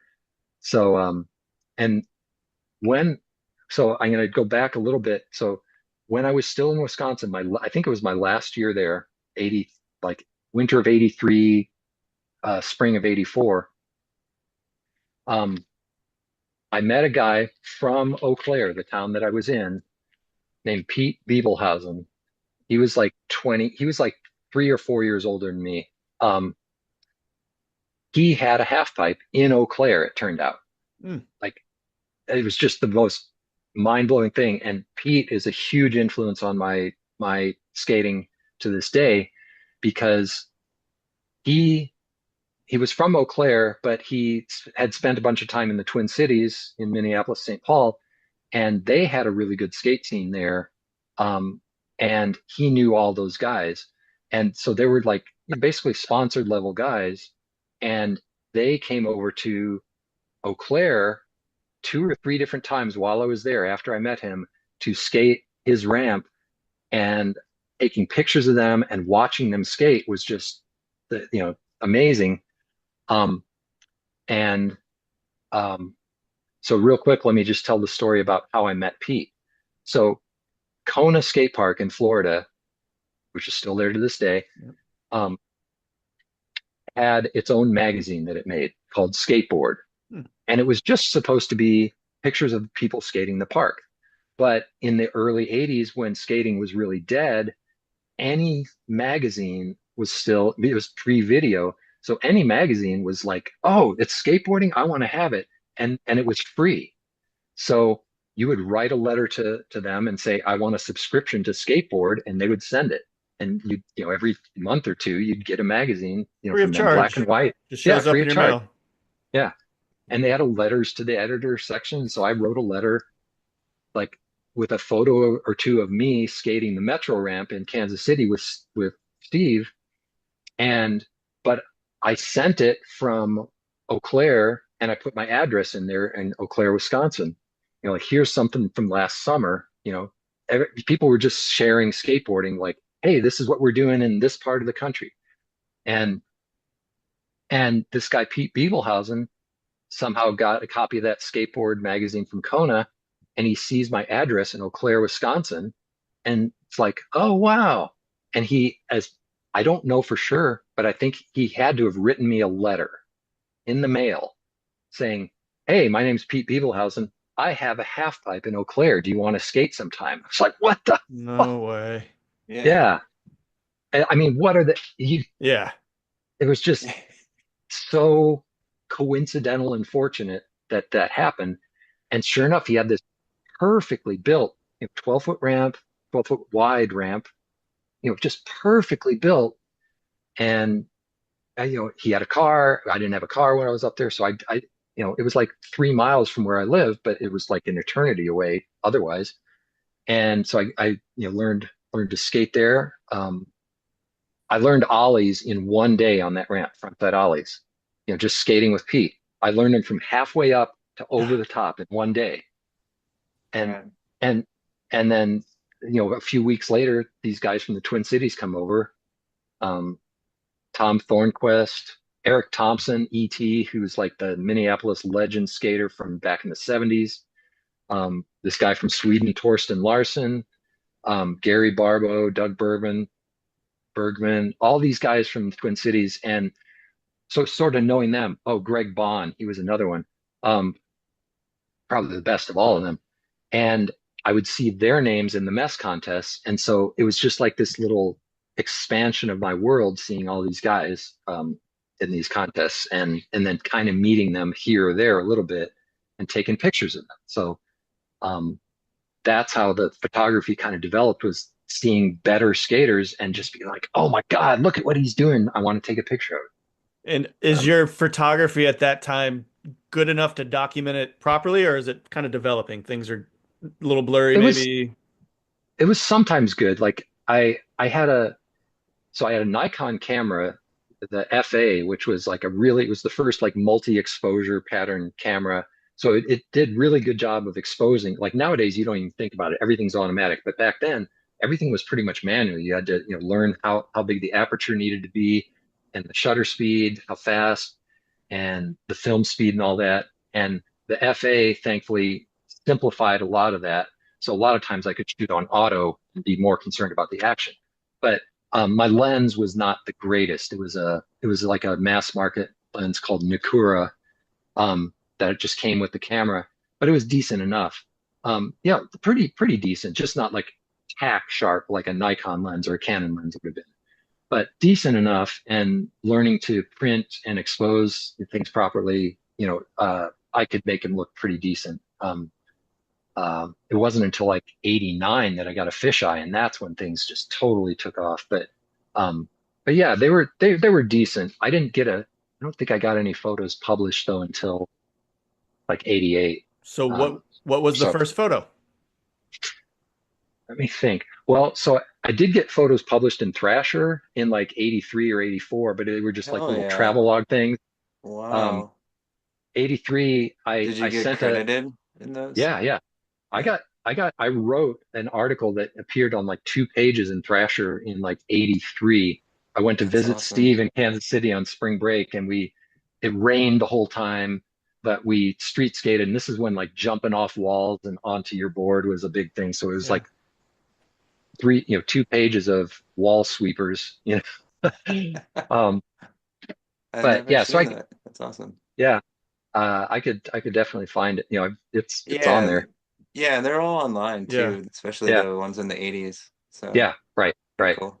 Yeah. Um, the issue that appeared in is there's a guy in a backyard pool doing a frontside ollie. I think it's Johnny Ray. Um, Anyway, So uh, sick. so I had a couple of photos published with little an article I wrote. I think the first picture I got in a magazine though, So, man, sorry, I it's you taking the photo or you skating for um that first one? it was some of both. So Oh, there were just that's so little rad. pictures. Yeah, so the picture of Steve. I think there was That's a great. picture of Steve skating the metro before it rained. Doing a Mm, frontside air or something, and then there was like a couple of us doing like wall sweepers, jumping off a pillar or mm, something. yeah, And it was just an article about just being dumb and basically imitating what we saw the guys in California doing. sure, Um, yeah. but yeah, the first photo, like photo that I got published, I think it had to be in Transworld. Um, man, I used to know this. I mean, shit, it might have been Brian Pennington in in a contest article, NSA contest in Columbus, Ohio. I shot a picture of him doing an invert to fakie, Huh. and because he won the contest, and they published that, and then a couple of years later, Powell Peralta um, ripped that off basically and made a poster out of it. Out Uh, of Brian VC, Pennington? That's an yes, odd yeah. one. Yeah. Yeah. So this is the craziest thing. So, VCJ, Vernon Yeah. Cortland Johnson, Sure. that does, Yeah. that did Yeah. the Skull and Sword and all their iconic graphics. Uh-huh. They had him do a series of like either 4 or 6 posters that like went to skate shops. This was like 89 or 90 that were like, his engraving, woodcut style Mm, of, skeleton-y type skaters or, just that style, just as posters. And like at the time, I mean, yeah, there were videos and stuff, but like magazines were still huge, right? And sure. like Yeah. I read every skateboard magazine cover to cover, like multiple times. I had subscriptions to Transworld, Thrasher, Poweredge, all that. And you could tell if you were like intimate enough with the photos that if something had been published before. None of these other, I'm thinking 5 posters were anything. They didn't look like any published photos. This photo of Brian Pennington, or this poster of this skater, was so unmistakably identical to this photo of Brian Pennington I had that I was like, what the fuck? I literally I I contacted a lawyer. I was like, they didn't Yeah. even ask. They Yeah. didn't Yeah. even Yeah. ask. And so I found a lawyer somewhere and I had her write a letter to Powell like, my client is wondering why you used his photo without permission. And if some guy like VCJ were to just say, hey, I like this photo, I'd like to make it like a woodcut out of it, I'd be like, fuck yeah, go ahead. But they didn't even Yeah. ask. And so um Hmm. like it was just weird.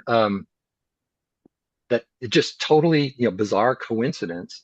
And I mean, that guy is so iconic. Yeah. He doesn't need my photo to, like, Yeah. it was like, it was so strange. And What anyway, what was the process of getting the photo printed? Did you have a relationship with Transworld or did you just shotgun a photo to him like, "Hey, what do you think?" it was mostly the second part. And Oh, then that was kind of the start of a little relationship. Yeah. I mean, at the time, magazines were still, like they would still accept a photo from just some random, um, and if it was good enough, they would put, they'd print it. Um, now, in this case, it was because Transworld, liked to cover contests, stuff like that, and they liked to cover, they would try to get amateurs in there as well as pros. It absolutely, as in hindsight, did not hurt that Pennington was writing for Tracker at the time, and mm. Transworld was a Tracker magazine basically. Um, so yeah, NSA Tracker, decent quality photo. As I look back now, it's not no great shakes at all. But yeah, it was just mainly that. And I don't know, I may have sent a few things in there before, but they just weren't good enough. And um, you know, uh, I would always include like an envelope to return them, self-addressed stamped envelope to send the prints back.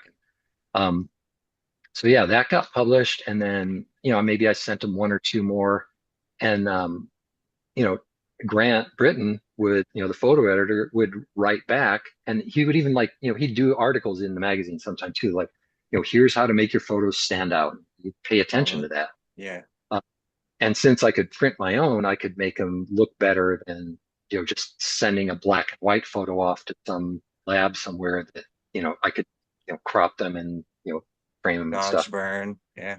Yeah, yeah. And so, so Grant would give me feedback and like, oh, these are okay, but they're a little, they need, the contrast needs to be better or something like that. And, um, but yeah, it was just more like I, it was just a challenge that I wanted to do. I was like, I wanted to figure out how to get photos into these magazines because it was just like, that struck me as just a really cool thing. Yeah. At the And time, were did it? you, oh, sorry. Go ahead. Go ahead, Matt. Go ahead. I didn't know if were you officially in those, what do you call them, the bylines at the front as like contributing As a contributing photographer, right? photographer. Yeah, Yeah. you were Hmm. listed, Yep. right? That's Yeah. awesome. Yeah. They were really good about that. So like Yeah. everybody that contributed anything, if it was published in that issue, you Yeah. got listed as a contributing photographer. I was And never a that's, staff photographer, but yeah. yeah, but still, that's not a long list of contributing. Like that's not a very long list. There's not very many Not a people that ton. got Yeah. in. Yeah. Yeah. Yeah. I mean, there's probably a few dozen, but yeah, I mean, I was honored as hell. Yeah. And I think Yeah. I got paid a little bit for each one too. Cool.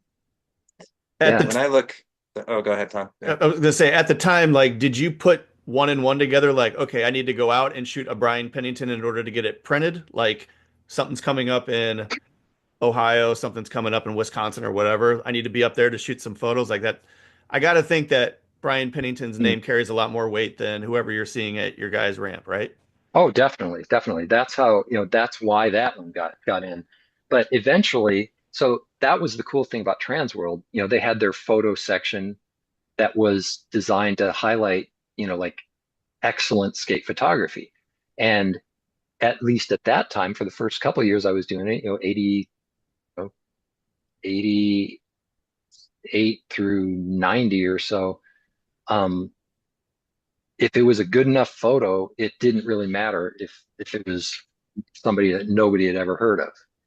Um, you know, I, it doesn't mean they're not a good skater either, but it just means that they don't have a name. So like I got a picture of Carrie in in Transworld, um, that he'd never been in a magazine, and he was a great skater, but like he was nobody as far as anybody else in the world knows, right? Sure. But they print that. I got a couple of photos of Carrie actually. Now that I think about Right. it, Is one of them the full pipe? Is he in a full pipe as yeah, well? hmm, There's a yeah, Chuck-a-boot photo that Frontside comes to air mind out of the too. dark.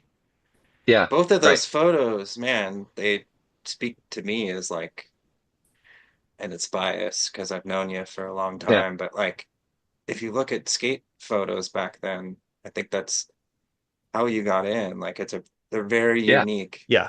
yeah, photos. Like I was thinking about the Chuck-a-boot photo last night, even like hmm, a photo of a skate shoe, but such an iconic skate shoe, especially then. And man, like, and then yeah, locally, like I just think Olson with that shoe as well, because he rocked yeah, that shoe and ripped so hard. And like, yeah, yeah, You got to so think back to magazines at that time though. They did a really good job of printing photos of not the heroes. Like right now, yeah, like when we look at a magazine, there's only one magazine, therefore there's only yeah, so yeah, much yeah, space, therefore it's going to be the top who's gonna dogs. move the units? Yeah. yeah, Yeah, right, but if right, you think back to like Transworlds, like that's your first time seeing who the good guy is in North Carolina, who the good guy Yeah. yeah, is in Yeah. freaking Alabama, like all yeah, magazines. absolutely. Still life, and like Yeah, I think all that's those what they different called it. Yeah, yeah. articles. Yeah, Yeah. that was Skateboard. the way to see the Mhm. other regions potentially. Mhm. Yeah, Skateboarder magazine had Focus. That was what theirs was called. And but yeah, Transworld had Still Life. Poweredge had The Edge, Yeah. and Yeah. you know, And you, Thrasher would just run features now and then. Yeah. so what again is that the same method? You're just sending photos to Yeah. Poweredge? Yeah, it was totally on spec, so to speak. Like I never Hmm. got an assignment of any kind. It was just like, hey, Poweredge, here's some photos I shot. Do you want to run them? Hey, That's all it where was was. Poweredge based out of? It was definitely LA. It So, was. or Okay. LA-ish. Yeah. Okay. You know, because, so Skateboarder had been in Dana Point Yes, it had. Yeah, magazine, yeah. I lived right by so where that was. yeah, so, definitely Southern California, um, with, a fair bit of, San Diego influence, later some NorCal influence and, Jim Goodrich doing some Florida stuff, Glenn Friedman doing some East Coast stuff. And tons of other things, of course. Um, but yeah, then Thrasher, obviously, NorCal based all the way, San Francisco, Transworld, San Diego. And at the time, in the 80s, there was no LA-ish, not even Dana Point type thing until Poweredge. And that was like, 89 or so, or 88, 89. And it wasn't because it was LA. I think it was just like, hey, here's another way of doing a skateboard magazine, Got it. And do you remember what your Pulling first? up right here. Oh See shit, what what do you the got heck there? this is. Oh, Hold on. Poweredge. Yeah. Go ahead. Sorry. What was the Yeah. first? Do you remember what your first published photo was in Poweredge? LA, Oh man. San Pedro. Go San Pedro. Oh wow. Yeah, it's MP. Yeah. Well, So at least I in consider that images. LA. I know Yeah, it's that Oh, not, is L. totally. No, Yeah, that is yeah, LA. That yeah, is LA. yeah, yeah. yeah. God, that's a good question what my first Good one man. was. Oh, actually, I think I'm almost positive my first Poweredge photo was Chris Sessions doing an ollie to fakie on the metal ramp in God. winter. Oh Metal my ramp God. in St. Yeah, Charles. Yeah, man. yeah. So I hate to interject both of us, you and me, Todd. Did you see that when that came out when you were a kid? I think so. I've definitely seen it more in my adult life than I did as a kid. That's for sure. Okay. Yeah. I saw it like, went to 7-Eleven or something, the newsstand, Mm, and my buddy was had his folks had a little more money, so he was like able to always get like the new skate magazines. He'd get all of them, literally. yeah, yeah. It was so fucking fun going to his house when that run would happen up to the magazine store. That was me But and Steve when I was growing that up. Yep. blew our fucking minds because it is St. Peter's or That's something, St. isn't it? Peter's. Yeah, yeah. We're St. just Peter's like, probably, yeah. no, it's St. Louis. I think we've seen sessions at skating at Splash, like, Hmm. or maybe Cave Springs or some shit. Oh yeah. Just fucking mind blown. I think that's the first time I see like, oh, somebody in St. Louis has a skate photo. Yeah, it blew our mind. And it's a wild trick to be doing at the time. Yeah, An at the ollie time. Yeah, fakie yeah. Yep. on just a little 2 foot quarter pipe is frightening at the time for most people, Yeah. Hmm. So When Yeah. was that Not to published, John? Do mention you remember? Was that like 89-ish? it had to be 89 because I didn't get my fisheye lens until then. Okay. Yeah, and that was like one of the first sessions I ever shot with it, I think. One of the first skate sessions I ever shot with it with that lens.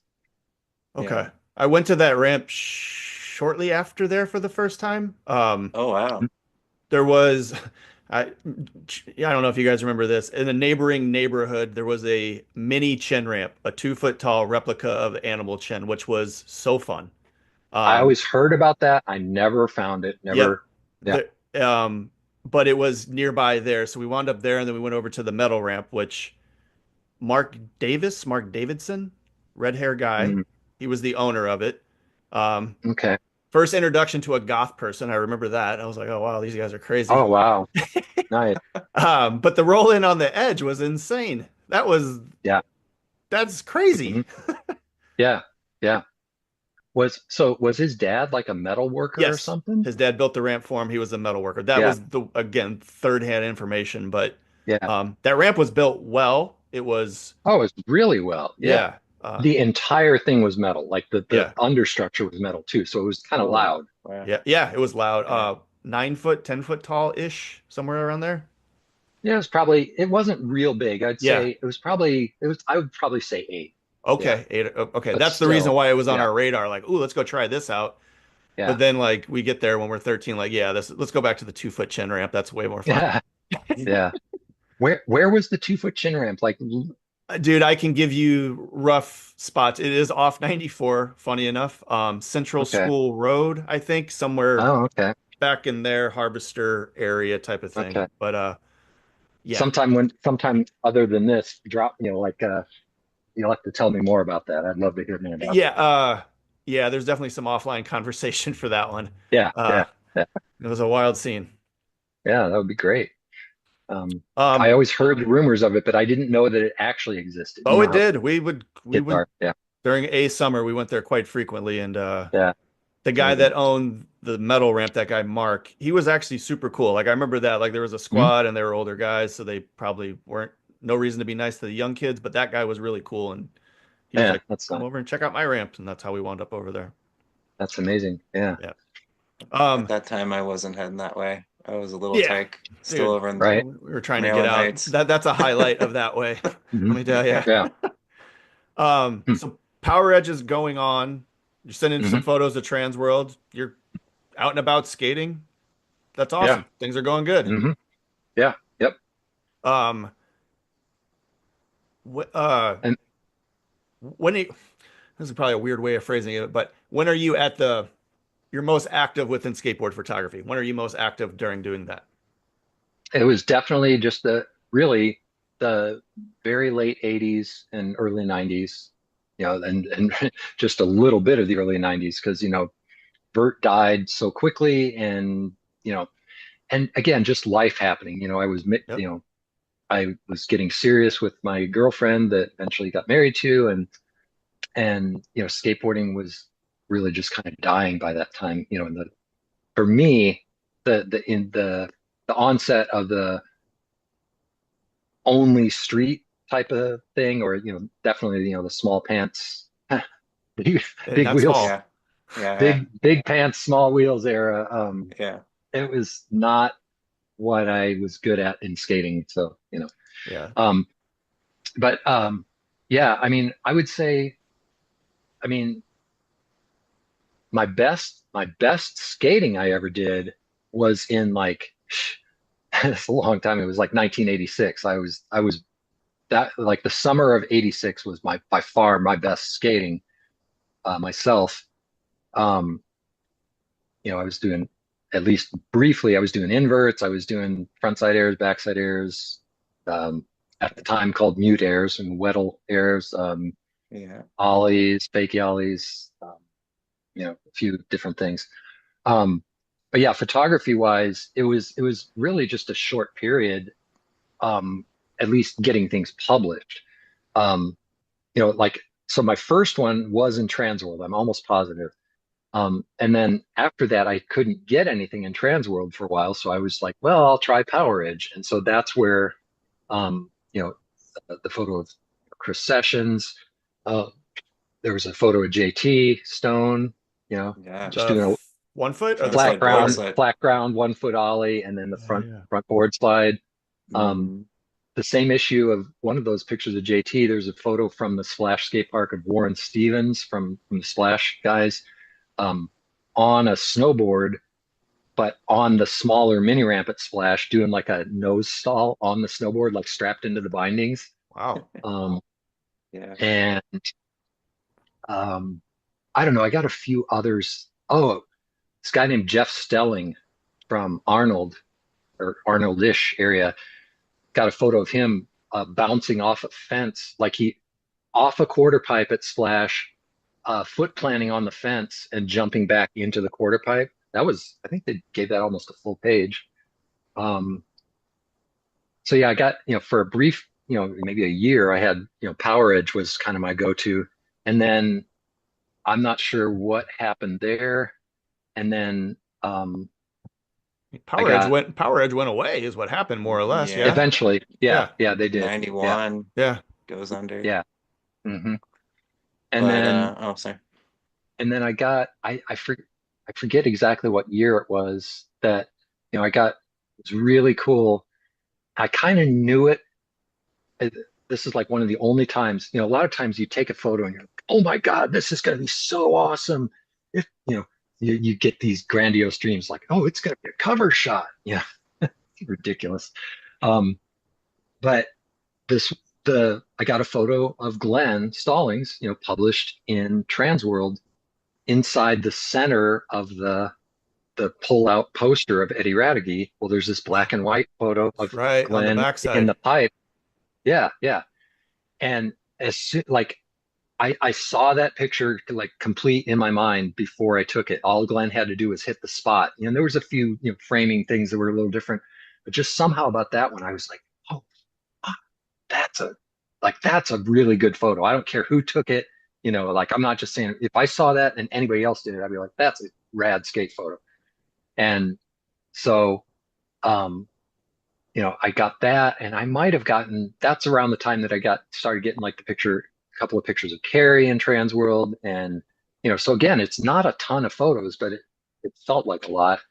Um, What uh, yeah, that just was like probably 1990, I I was think, gonna say, what ish. month was the photo of Glenn Stallings in the full pipe? Any idea? Just for those want to do the I digging. I'd have to look it up. Okay, okay, that's fine. Actually, so the Thrasher that I got my first article published in was this one, which is July '83. There's like 2 pages of That's so so sick. Is that you that's or Steve B? that's Steve. So I took the photo, and then let's see, there's Is that Steve B Metro doing Ramp? frontside air over the channel, and then the other page, I gotta go the other way. There's me jumping, God, jumping off the wall. Oops. Wonder.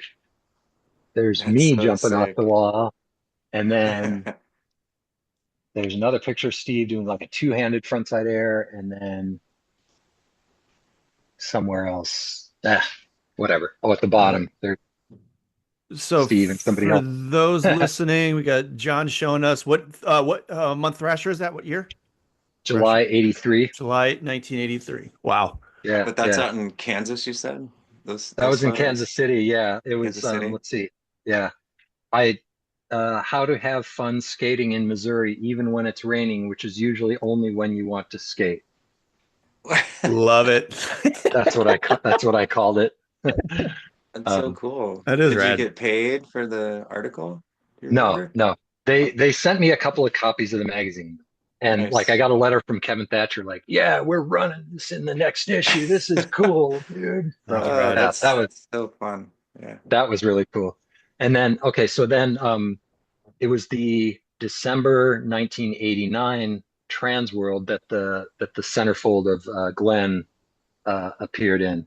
So it's Gordon Faulkner from Canada on the cover, and then in the center of the centerfold is it's a poster of Eddie Radigi, Yep. um, and like that that you can pull out. But then if you just open it up, like literally the center of the magazine across two With pages.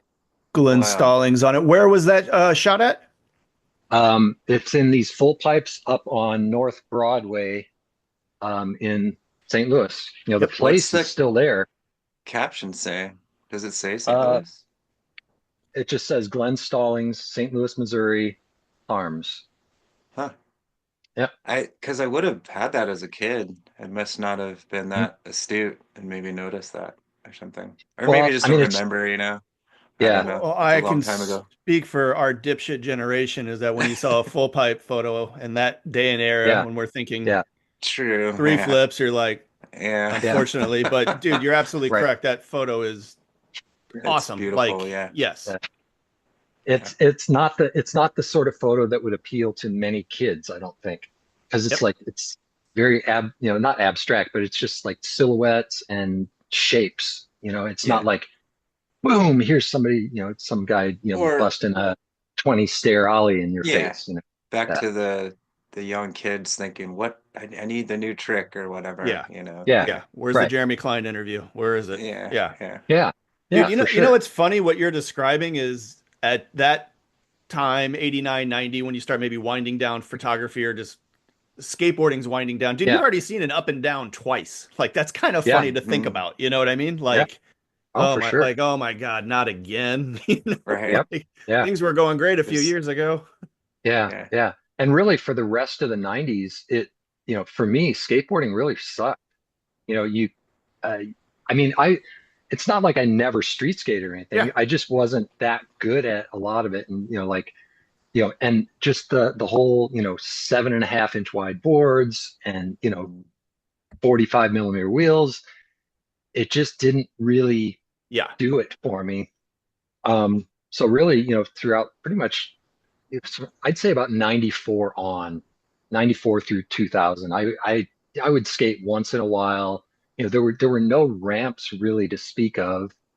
Um, I would try to skate banks now and then. That was the closest thing that I could really find.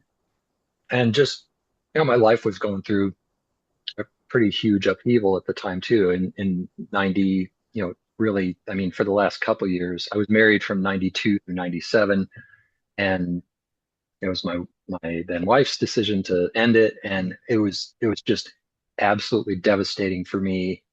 I'd say, a full 2 years, I was so badly depressed that I could barely walk. I mean, it was just every single day was a struggle to just see the point in living. I Yep. mean, and so skateboarding, was Fell it didn't fell matter. down on the priority list a little bit. Yeah, Yeah. it just Yeah. didn't Yeah. matter. I'd still do it a little bit here or there. And just, like all the people that I'd grown up skating with, just, I mean, not all of them, but they had their lives, and, Mhm.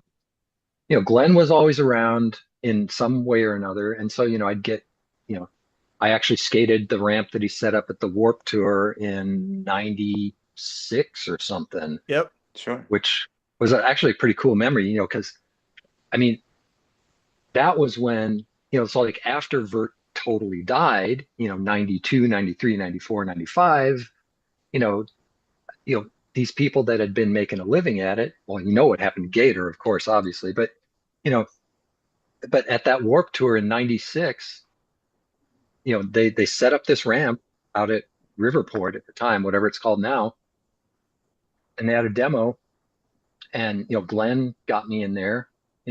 Glenn skated it, Dave Cummings skated it. Steve Noble was there. I got a couple of great photos of him. And but it was Dwayne Peters, Steve Alba, Steve Caballero, Yeah. and I think maybe Remy Stratton was there, and at least one or two other guys that I'm not really sure who they were. But it was just crazy because, like, Steve Caballero was still amazing, Yeah.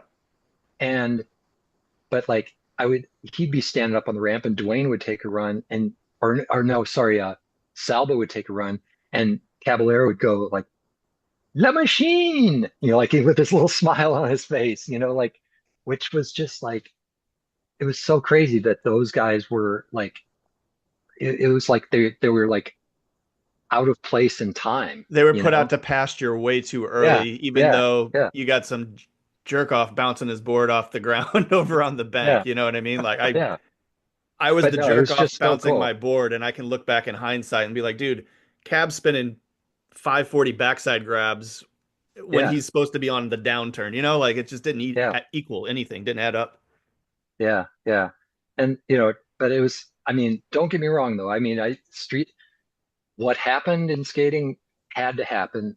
And you know, it's, it's going to find its own way, like Yeah. if, in Well, the that in the era 80s, turned a lot vert of ramp. people off. That like early 90s uh landscape change and attitude change that just turned It so was a many people huge off. shift. Yeah. Yeah. I mean, Yeah. if you really think about it though, that's what made skateboarding, I think it made it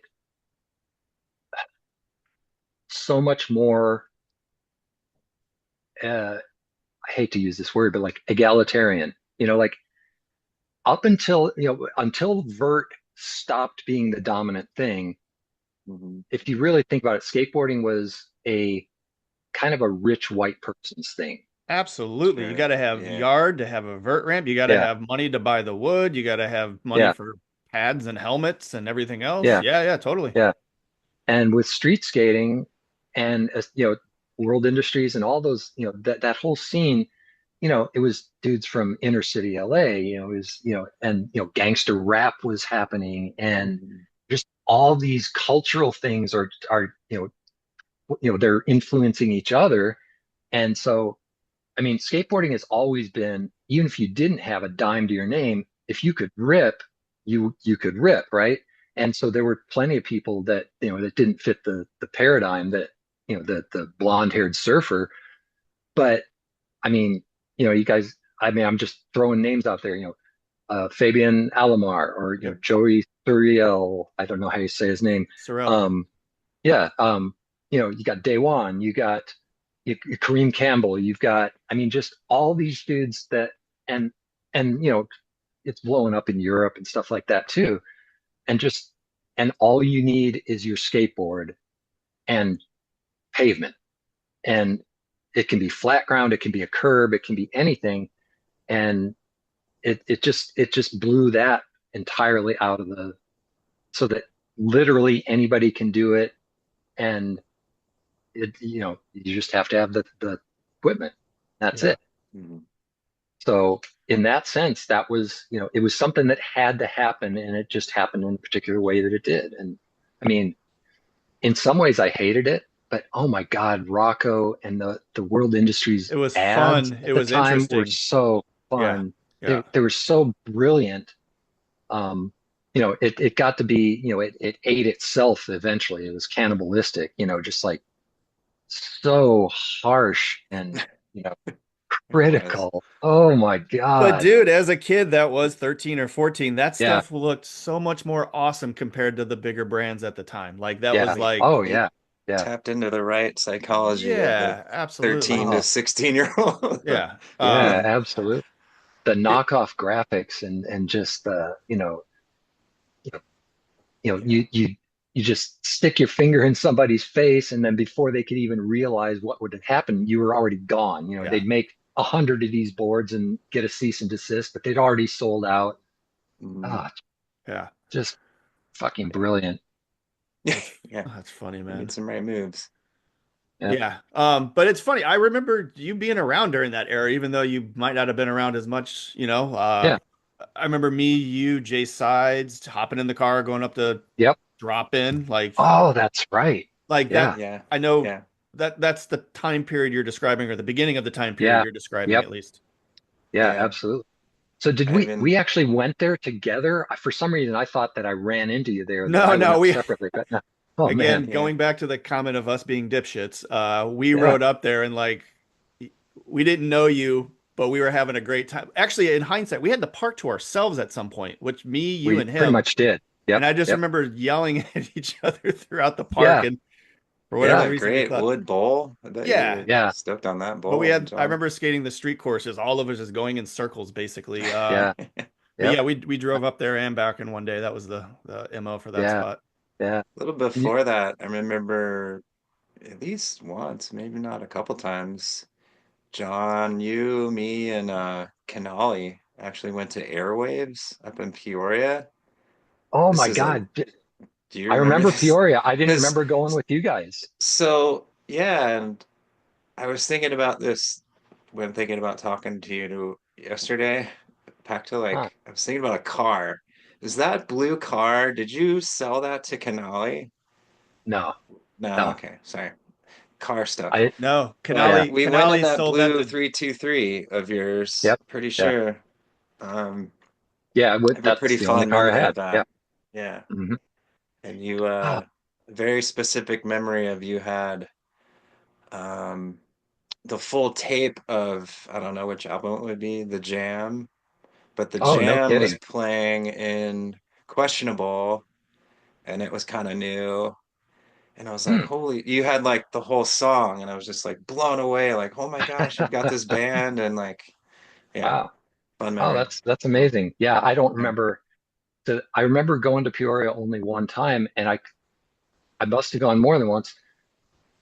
Uh, I remember going up there driving. My memory is that I drove up there with Rob Sansucci, He and was a I remember thing for a playing while to go Bad up there. Religion at the time too. But yeah, oh my God, that's I didn't I don't have any memory of going up there Yeah, with you and no Canal. worries. Wow. That's cool though. Yeah, yeah, Yeah, the Jam was always that was pretty much my favorite band ever for the longest time. So yeah. Yeah. yeah. Um, but yeah, during that time uh I just always wanted vert and oh, so I was gonna say at that Warp Tour I actually skated the ramp too. So, 96 and then, I don't know, 97, that's when I got divorced and 98, 99, somewhere around there, that's when, the park in Columbia opened up Ah, and I'd drive 100 miles to Columbia yeah. to skate this little, just because it was concrete, because it was so amazing, to have something like that to skate. And um, but yeah, there was for me that really up through about 2003 or so was just the dark Yeah. era, But 10 years. you're jarring my memory because I remember seeing you at the Columbia Park on many, many occasions. But I Mm, also remember you breaking out the camera at the park as well. hmm. And you got a Yeah, couple pretty, so the camera was still around. You just yeah, throw it in the car. If it- something happens type of thing. pretty much, yeah. Yeah. Because I at some point, I don't know if I dropped the whole camera or if I dropped my fisheye, and it Do was you, just do like, you, what do the you fuck? mean literally or physically? Yeah, physically dropped it, Yeah, or it fell that'll off do it. something. It dented the lens shield or something.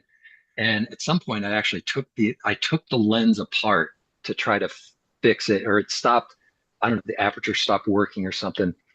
And and so it was a film camera, and it was still perfectly viable. But right around that time, I don't know. I mean, certainly by like 2003, digital was starting to happen.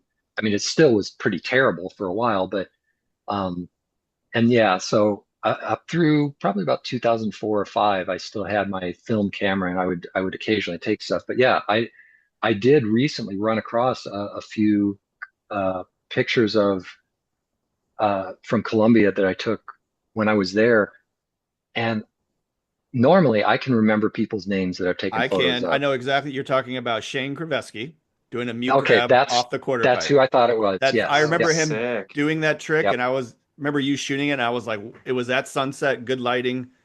yep. Um, I was like, wow, did that picture turn out well? Because I looked It like it. it turned out pretty good. Okay, Yeah. okay. Yeah, I shot several of them. I mean, he was coming up. He was a regular foot, if I recall correctly, and he It's was like like transfer, right? launching off. It was a flat bank, but it also had the curved kicker in the middle of it, I think. And he's launching off that, just hucking into the air, grabbing, Mute. mute, Weddle. weddle, Weddle. yeah, um, and going to fakie, kind of like Yeah, drifting, like Oh, backwards yeah, yeah, yeah, alley oop to yeah. fakie. yeah. Yeah, So yeah, that it was off that big quarter pipe, the tallest quarter pipe yeah, in the Hmm. spot. There was a yeah, roll in, and then there was a bank off to the side of the roll in, and I think he was going across the bank and then into yeah, like the little angled bank. But it yeah. was Right, right. incredible Yeah. trick, and again, It's a burly trick. yeah, Yeah, yeah, yeah, I yeah. thought it Shane's was. looks so I good on a thought it was skateboard Shane. too. I thought it was Shane Krivesty, right? Krivesky, yeah. Krivesky, I think. Yeah. Yeah, yeah, Yep. Yeah, yeah. Yeah. and I I might somewhere have I actually. actually just stumbled across the some video of that even. I don't know. Can't Oh, remember. no kidding! Wow. I actually Yeah. scanned that photo recently, and I haven't been able to like fix it. Just not fix it, but like get it may have been tilted a little bit or something. But yeah, that's uh Well, you and I make was sorry. Yeah. no, go ahead, go ahead. Well, that makes me wonder, like, because you did, it feels like most of your body of photography is 35 millimeter, but I'm sure Yeah, you do love like the new age of like once you get it on a screen, you can back to like old school having to dodge or burn. You can just yeah, pick and choose what you want to do now. yeah, yeah. You can It's make pretty things cool. you can make things look a lot better, Yeah, than yeah. than you could pre-digital Back, for sure. yeah, without a lot more work and Yeah, chemicals and yeah, yeah. The one I remember Transworld, for many years, and maybe all the way through, they had like an annual photo issue, Yep. and yeah. I don't think I ever got a photo into the annual, But I do remember Grant Britton wrote the editorial for one year, where it's like, at the front of the magazine, just a little editorial, and it's like the best things and the worst things about being a skate photographer. And the best things are, like free film, getting to travel, getting to, hang out with the best skaters, getting to shoot the best skaters, just lots of, getting paid for it, not having to have a real job, whatever. And then the worst things were, lying in vomit in the gutter for 2 hours to get, burning through 10 rolls of film for a guy that doesn't make a trick, et cetera, et cetera. And I always remember the very last thing on that list was trying to make an average skater look better than he is. Yeah, yeah, And that's and that actually reminds me of something that saying that Glenn Stallings former partner in Altered Skates of America, when they split up, Darren Wolf, he had America Skates, and so I ended up managing the shop for Darren, America Skates, down in South County, on Lee May Ferry Road. For So after Omni Sports, that's what I did for like 1989 through 91. I managed America Skates, and but anyway, Darren from time to time was fond of saying, "Yeah, you can't make chicken soup out of chicken shit." It's a good one. Yeah. And yeah, so yeah, every Oh, now and then I'd have photos that I would just like, they were kind of close, but just you just couldn't make them work. They were Dude, just. to Matt's yeah, point, I think you could probably scan those and clean those up pretty nicely right now, you know? yeah. Up to a point, yes, but Yeah. sometimes Yeah. even then, it's just like, nope, it's Sure. it's just not going to happen. But Yeah. yeah, Was America then your first skate shop job? yeah, it was really my only skate shop job. Yeah, Mm. So yep. you would have gotten some were you part of like securing those demos that would have happened then? So Like, Da Darren did all the work. I mean, okay. Darren booked everything. I would either work the shop during the demo, or Hmm. sometimes I could duck out for a little bit. But yeah, and really when I was at America, so like 89 through 91, really that was the time that I think I did the most, certainly in photography. And just because I was really connected to the skateboard world at large then. And again, it was the start. It was like the absolute peak. It was like the winter of '89, I think, was just the absolute peak, or into '90, of you know Powell Peralta. Like Darren would order cases of Yeah. wheels at Christmas time, and we'd blow through them. Rat bones, mini rats, Yeah. every color in the book. And that shop had the like the half pipe counters almost set up with yellow coping along both edges, and then like on the banked blue AstroTurf walls of that, there would be a bolt sticking out with one wheel with bearings on it, so people would come and spin all the wheels. We had every color under the rainbow. And that was when World Industries just was starting.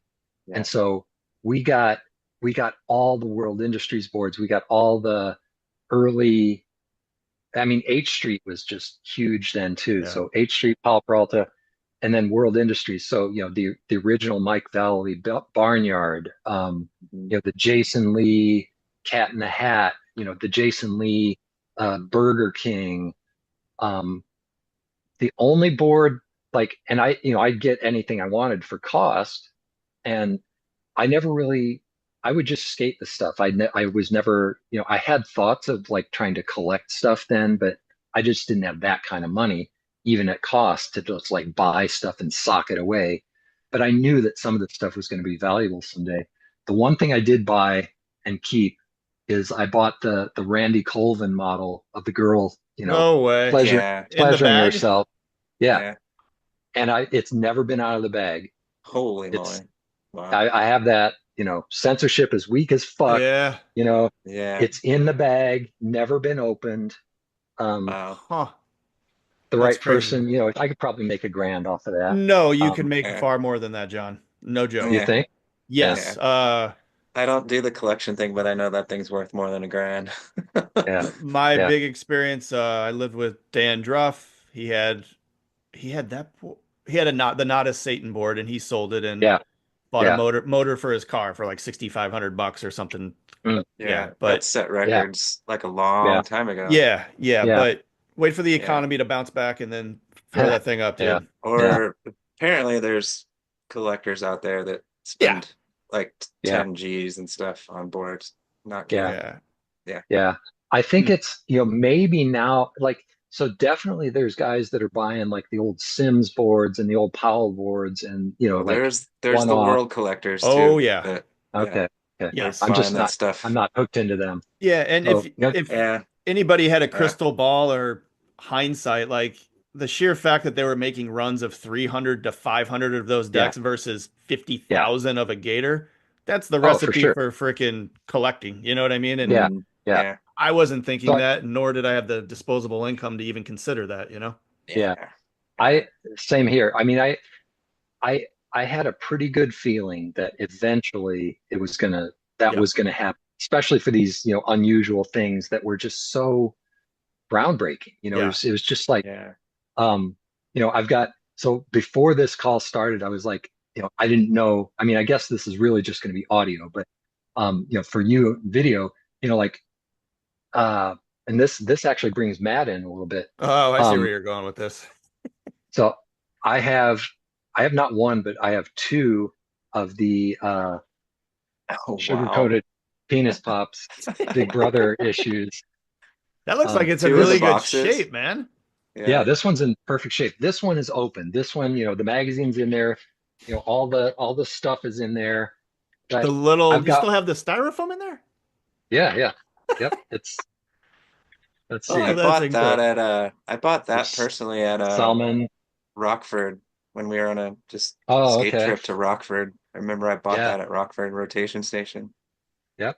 Here's I didn't remember that this had a blind sticker attached to it, but just one of these Oh Chinese my finger handcuffs. gosh. puzzles that, the finger trappers. And Oh my there's a gosh. there's a That's sick. Oh, magical sick. I remember those. Yeah. stencil. And what's this matchbook? There's a book of matches. What is that? That's Bully brand. Oh, that I was don't know through if that looks like Wow. Santa. NHS. Yeah. Clothes. No Yeah. way. I go for a man in Bully brand. Uh, Holy moly. and there's a couple other things. What is it? Yeah, there's a few little cornflakes in here with an Etnies Ziploc, you know, and then just all the little styrofoam peanuts and one or two other things. But I've got another one that's like in the shrink wrap, like never been opened. Fun. Yeah. We're trying to get these on whatever, Yeah, YouTube or YouTube or something. something. I don't Yeah. know. We'll Yeah, figure it out. yeah, yeah.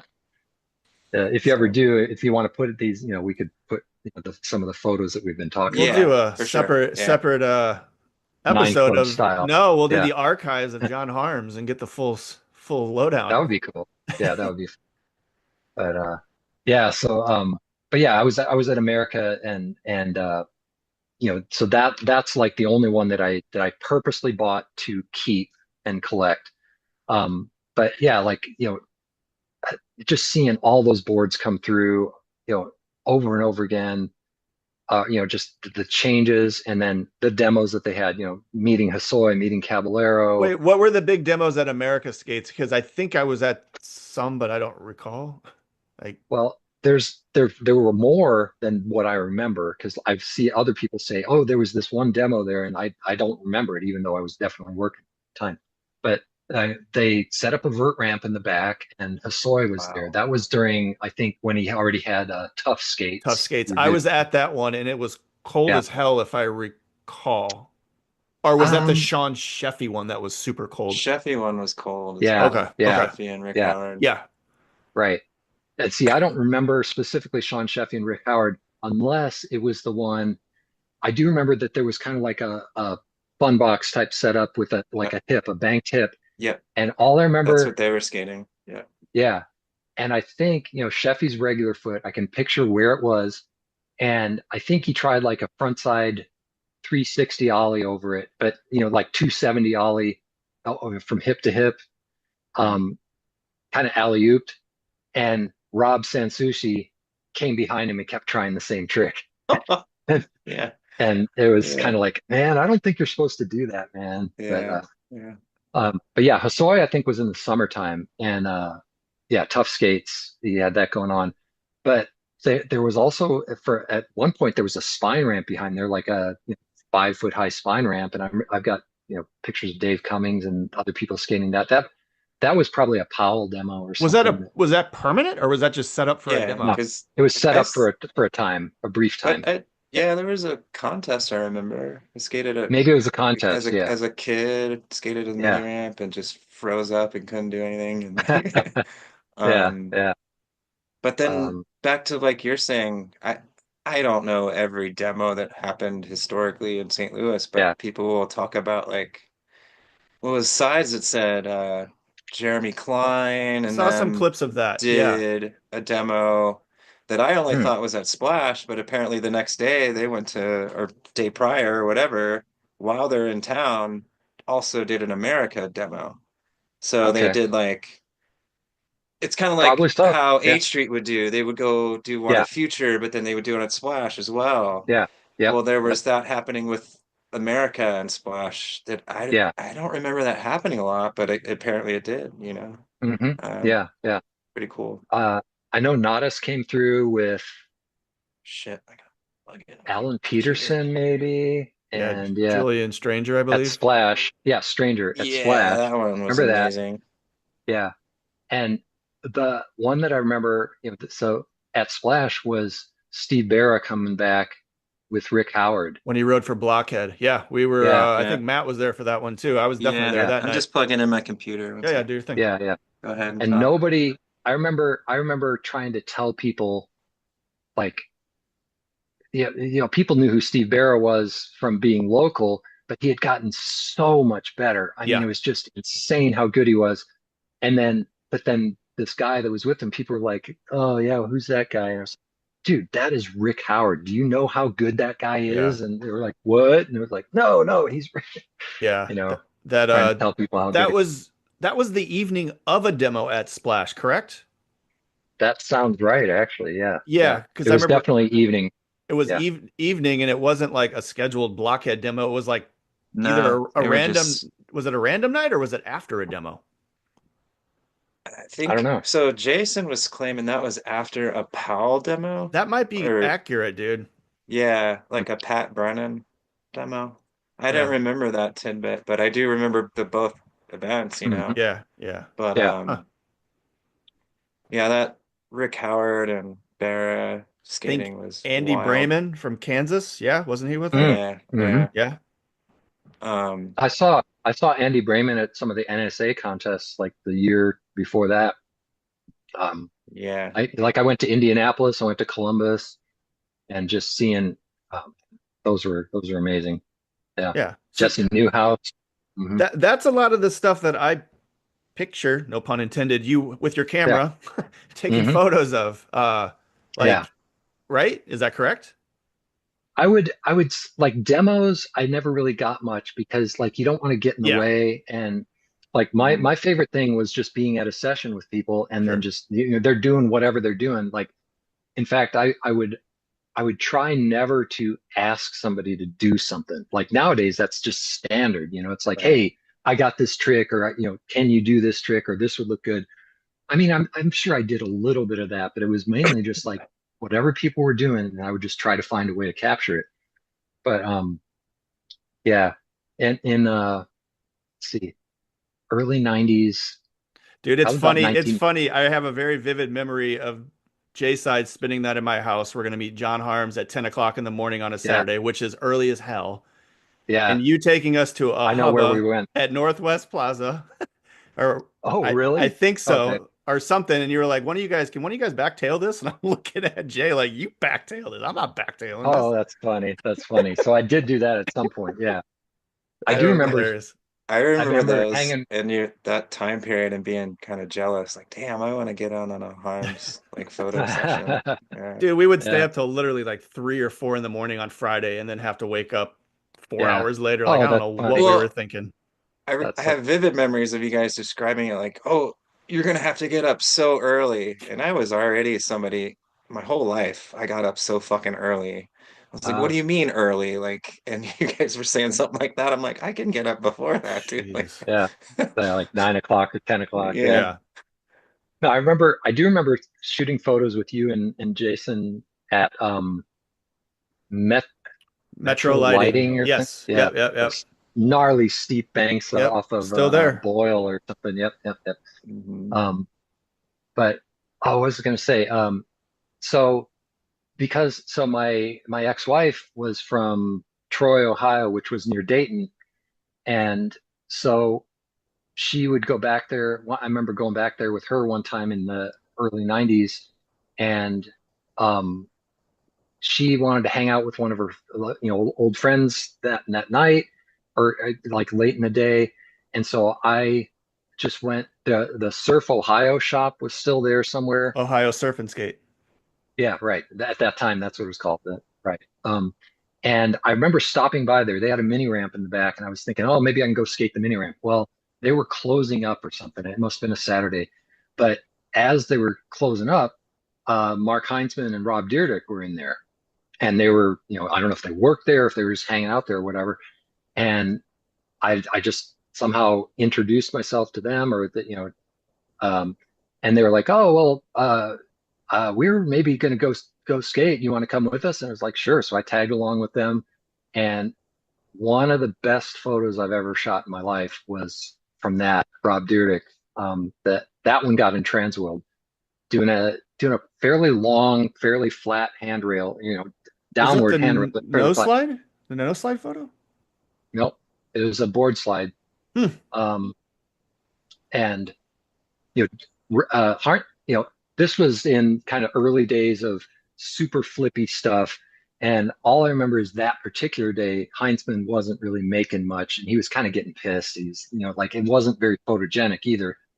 And, but, they end up at this handrail next to this building. And I was like, I just kind of positioned myself. I was like, damn, I bet this. And man, Dyrdek hit this spot. And I think he made it only one time. He bailed maybe 5 or 6 or 7 of them and we was getting closer and then just man everything just totally came together for this one photo and it just so it was just and then I got together with them the next day and shot some photos indoor at this little park in Kettering, Ohio. And so like sometimes you'd get 2 or 3 good photos, and so like I got 2 photos of Dyrdek in Transworld from 2 days, a total of 2 hours worth of Yeah. So sick. watch him I didn't know skate. you had a, I mean, I feel like I did know you had a Deer published photo. Didn't one end Yeah. up in Poweredge as well? Like a pivot of his or something at Rads? Oh Maybe yeah, that was you in took Poweredge. Yeah, right. took that photo, right? Yeah, yeah, at Yeah. Springfield. Yep. Yeah. Huh. Yeah. Yeah. But yeah, this was You have separate from that. multiple Deer Yeah, photos. yeah. Look at you go. That's So awesome. yeah, I doubt that he would remember me at all. But Yeah. you know, and uh, oh man. So here's where I'm gonna say. So like, I have almost every photo I've ever taken, negatives or slides. Um, but I have one full sleeve of negatives, black and white negatives from when Cave Springs was open, the summer of I think it was '89. And oh my God, there was like, let's say in a 36 exposure roll, a lot of times you'd get one photo that was worth anything, maybe 2 or 3 if you're really good. This one probably had 10 that were just some of the best photos I've ever taken of people on the vert ramps at Cave Springs. And I lent them, I don't know, somehow I lost them over, you know, I lent them to somebody. I think I lent them to Sessions or JT, and both of them, as far as we know, they did give them back, but somehow I ended up losing them. And to this day, it still kills me that I don't have. I made one print. I made like 2 or 3 kind of half-ass prints from that roll. I was like, oh, I'll get to the rest, and then they're gone forever. But what reminded me of that was from like 1985. Jeff Tremaine went to school in St. Louis. He went to Yeah. Wash U, Yep. Yeah. and I met him, and we skated the South County ramp together. That's where I met him. I doubt that he would remember me either, but he that fucker still has a sleeve of my negatives that I sent to him because he asked me to, like, oh yeah, I want to make some prints. And then I'm, my memory is he agreed he would send them back because they were my photos. That fucker still has them. So Jeff Tremaine, if you're out Man. there, I want my negatives back. I want my $2. I forget. uh, I've talked to that guy about St. Louis and his staying yeah, here. He Yeah. talked about that pool downtown and skating it. the I was like, Compton Oh wow. pool, man. that No, the pool. one in front of the spinning restaurant, fucking whatever. I Oh can't yeah. remember what that building's called. Yeah. It's Stouffer still was there. Stouffer's Riverfront. Yeah. Millennium, I think is what it's Yeah, called. and like from the They're little trying bit to of they're trying to video rehab I've that again. seen of that, it looks like a great pool. Oh wow. But Yeah. he talked about draining that, and while he lived here, I was like, shit, I've never skated that thing. Looks Yeah. rad though. Yep. I was, like that for some reason. I was always too terrified of getting in trouble. Well, hell Well, yeah, I dude, I, still am. that's not exactly a tucked away spot. That You're yeah, was right. yeah, Yeah. right in the I middle think of is that everything. if you want to do it, now's the time before, yeah, it yeah. gets redone. Sure. I was driving by there the other day and wondering, is there still something there? I don't know. Yeah. That There pool's was a still pool. there.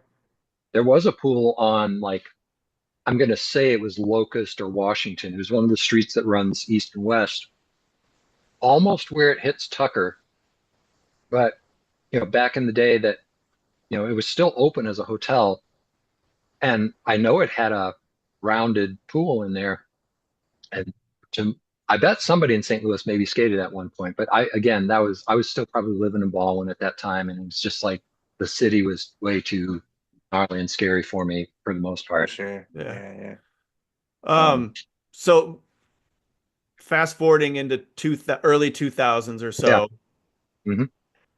you made a comment a while ago about your best skating being in 1986 or 87 or Yeah. whatever that time was. Right. Dude, Yeah. I totally disagree because I see you out there still and like fuck.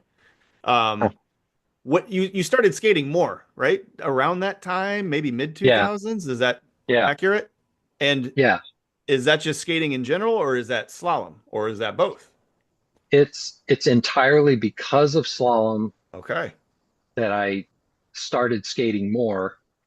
And I mean, so, you know, Elm had been built in like 2002 or three. Um, Yap got built in the summer of, later 2003 or something. Were you So, going there when to skate the concrete, bowls and stuff? Were you skating the yeah, bowls? Yeah. yeah, yeah. So, concrete, we're starting with Columbia really. And then even ramp riders, like the old ramp riders on Locust Street, had the kind of like a snowboard style jump ramp type things. And then when they moved down to where they're currently at, initially they had a vert ramp there that I went to just maybe once or twice. They had a foam pit there, like a full foam pit. Mm. I, that's crazy. But yeah, in like late 2002, um, Paul Graff, who's again, he's one of the most influential people in my life, for sure, and certainly in skateboarding, but just in general, he's been a great friend over the years. Um, Paul Graff just calls me up out of the blue. We'd talk every year or two, you know, during maybe the '90s or early twos, and he's like, "Hey, I just thought I you might be interested. There's these group of guys that get together on Sunday afternoons down in Tower Grove Park, and they do slalom." And I was like, "What? What do you?" No, it sounds like you said they do slalom. Nobody does slalom. He's like, no, no, really, they're doing, they're, there's even new equipment and stuff like that. And they're like, bullshit. There is no, yeah. I mean, slalom was huge when I was starting to skate. It was on the cover of Skateboarder, multiple times, and it was like really a big thing. And I did a slalom contest one time in the '70s. In 1978, St. Louis County did a contest for just countywide skateboard contest, and there was a freestyle competition in the ice rink inside Queenie Park, Hmm. one on like a Friday night, and then the next day they had a slalom and downhill competition on just the hill right outside of it, this No mellow little way. hill. And I went and did the freestyle, and got nothing place, because I was just barely learning. Learned how to do power slides, Burts, on that smooth concrete floor though, because that's what everybody else was doing. They were just pushing like mad across there and doing a front side turn, grabbing the rail and learned that. But I got third place in the slalom competition the next day because that was something that I liked to do. I'd set up rocks on the street. I didn't have any cones. I took the metal wheels off a pair of clamp-on roller skates, and I had 8 markers that were cones, that served as cones, and I put rocks out for the rest. So I learned how to slalom, learned how to pump. Um, and so, but 25 years, nothing happened. Slalom died, you know. And then late 2000 or late 90s, somebody kind of brings it back in LA. Richie Carrasco was really big in that. Some other guys. Anyway, Paul Graff just tells me, yeah, these guys from St. Louis that are doing slalom in Tower Grove Park. I was like, what the fuck? And I was like, I got to meet these people. I don't know who it could be. Nobody even knows about it. Well, it was Jeff Goad, who's another huge influence, ever since that point. Jeff Goad was the ringleader of this circus. Um, he had the cones, he had the, 2 or 3 different boards. Tracker was making new slalom trucks and all this stuff. And, ABEC 11 was a company that was making slalom wheels. And, but Jeremy Jones was down there Yes. skating. Yeah. Patrick Christopher, who is such a stylish, amazing, great skater from, Festus, or I forget where Pat, sorry about that, Pat. I don't remember exactly where he came from, that I knew back from Glenn in the Blue Bowl days. Glenn's coming Joe around too, Herbert. right? Yeah. Yeah. Glenn was, he wasn't there the first couple times, but yeah, he was doing slalom and just different people. And I was like, yeah, maybe I'll go. I'm probably not that interested. And I go and hook up, and sure enough, they're setting up like, 80 cones in a row going around 2 turns and stuff. And I was like, yeah, I'll show these guys what's up. I know how to Ah, slalom. And I get like 30 cones in, and then it gets faster than I'd ever gone before. And it turned out that I wasn't as good as I thought. But I was like, oh man, this is amazing. So I started hanging out with those guys, and for, just, 2 or 3 months in a row, like every Sunday, we'd get together in Tower Grove and just skate cones. And then, like November that year, Jeff Goad and Stephen Lewis, who I'd met, way back in the South County ramp days, they decided they were going to a slalom contest down in Mississippi. It was just total grassroots thing. It was like the mess contest, but for slalom. Um, and so I went down to Mississippi with them, met some people down there, Ricky Bird, um, these guys from Florida, Keith Holleen and Mark McCree, um, and a guy from Georgia, Rick Stanzial, and a guy from Texas, Houston, Marcos Soulsby Monroy. So we met these guys, and then every after that, so like 2003 through 2000, pretty much ever since, I've gone to like 2 or 3 slalom races every year, here, there, and everywhere, and for many of them, it would be like me, Jeremy Jones, Jeff Goad, Paul Graff, Jeff McCullough, a handful of people would, John Seeger, his dad, his Seeger, yes. family owns the Toyota yeah. dealership. Yeah. And so he would always have a rad ass big Toyota something or other that we'd pile in and go to these contests, and then we'd skate parks on the way back. So that's, it's since the 2000s that I learned how to carve a bowl, how to, properly, just do all kinds of stuff. So yeah, I can do stuff now that I never could in the 80s, but like in the 80s, I was doing airs, stuff like that. And it's been a long time since I've done that. But, I think nowadays though, it's like, so Mark Twain, I think, had a quote about the a talking dog. It's like, it's not that he does it well, it's that he can do it at all. So, as a 60-year-old, as I just turned 60 this last September. So, Oh for a wow. 60-year-old skater, I'm doing pretty good. Yeah. Doing damn good, dude. Yes. Yes. Um, Yeah. you mentioned slalom having races about 2, 3 times a year. Is that still what's going on, or has that changed? It's a little bit less now. But so it's like both smaller and more official. So yeah, I mean, still most of the people that do slalom are like 40 or 50 years old, Sure. or older.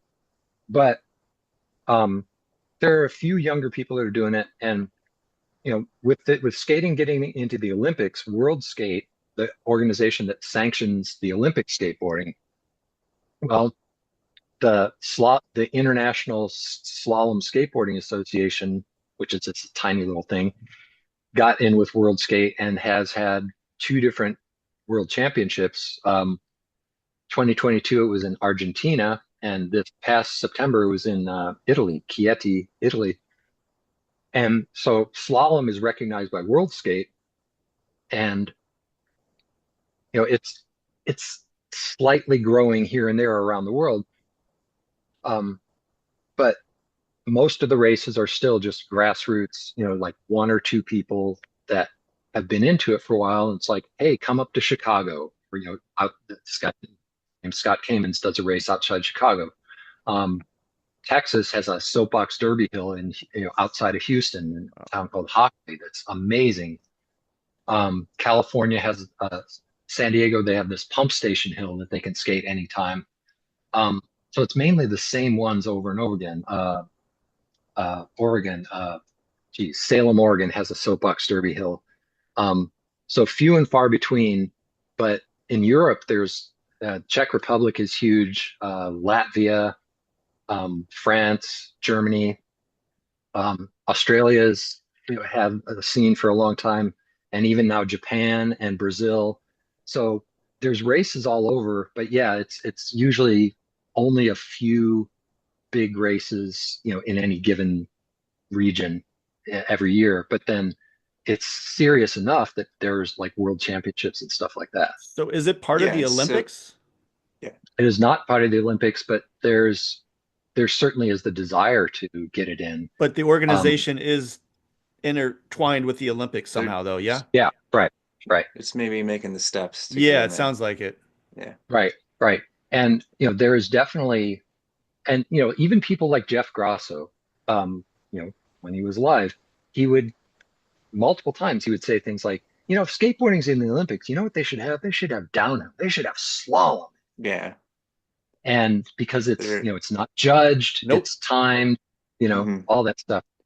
Dude, I Yeah. seriously think that downhill skateboarding would be a killer Olympic event because it's like four people running at a time. They got colorful leathers. They're going, crazy speed. They're sliding for corners. They're knocking each other over sometimes.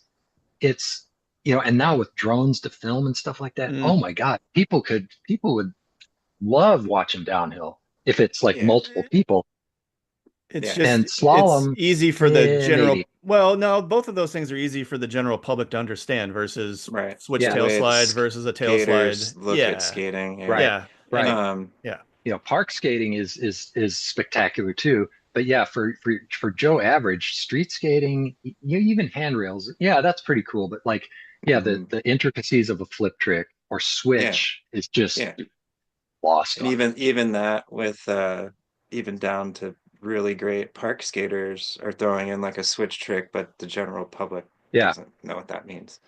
But right, right. John, for your own competition, you start placing really well, right? In the slalom Yeah. races and then do you get sponsorships and all that? Are you a professional slalom skateboarder? Yeah, John. I'm Oh, I'm professional in that I have made money at it.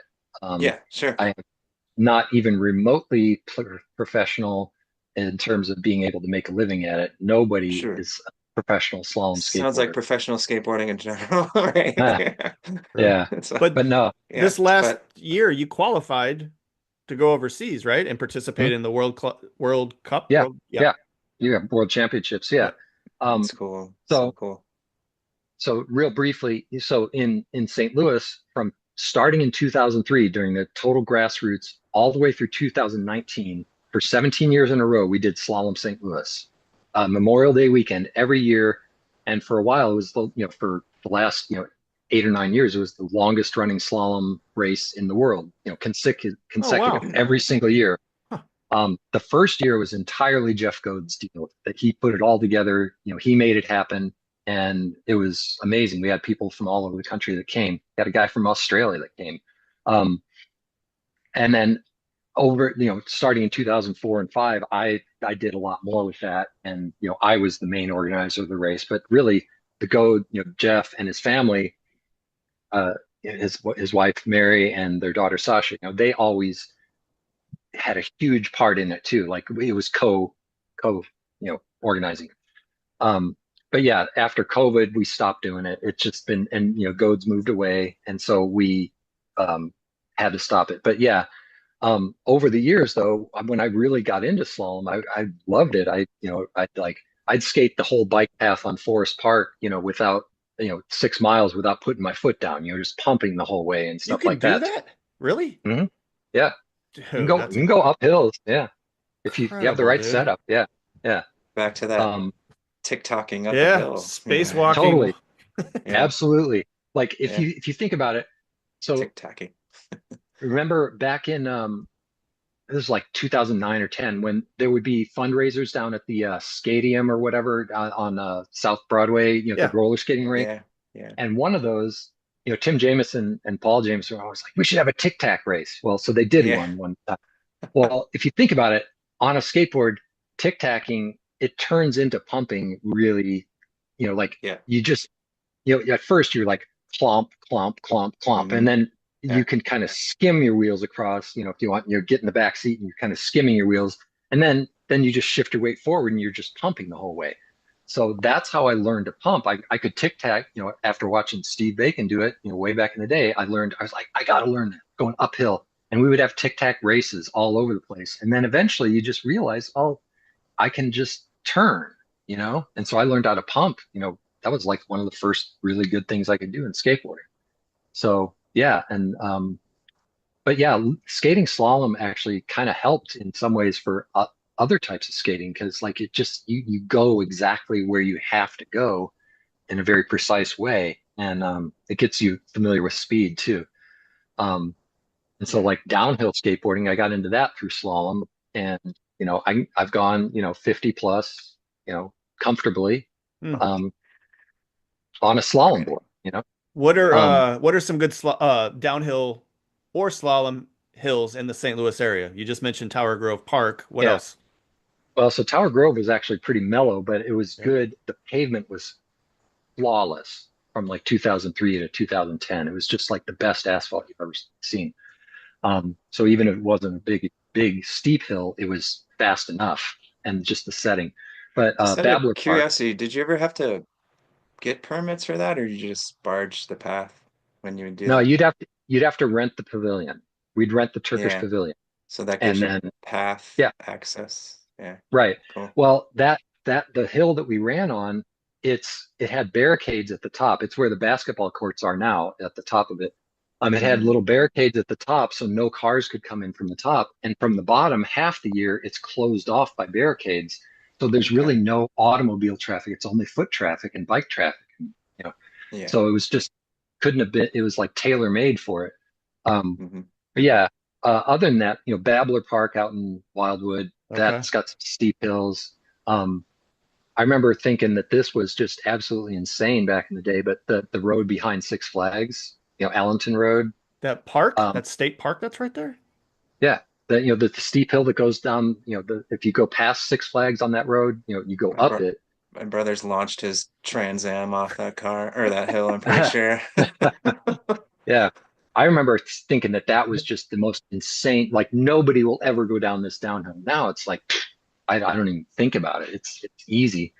Um, yeah, Yeah. so just Pierre Marquette State Park has some kind of cool stuff. So just finding long hills is the hard part. Steep hills aren't hard to find here and there, but they're not very long. So you want some turns and stuff like that.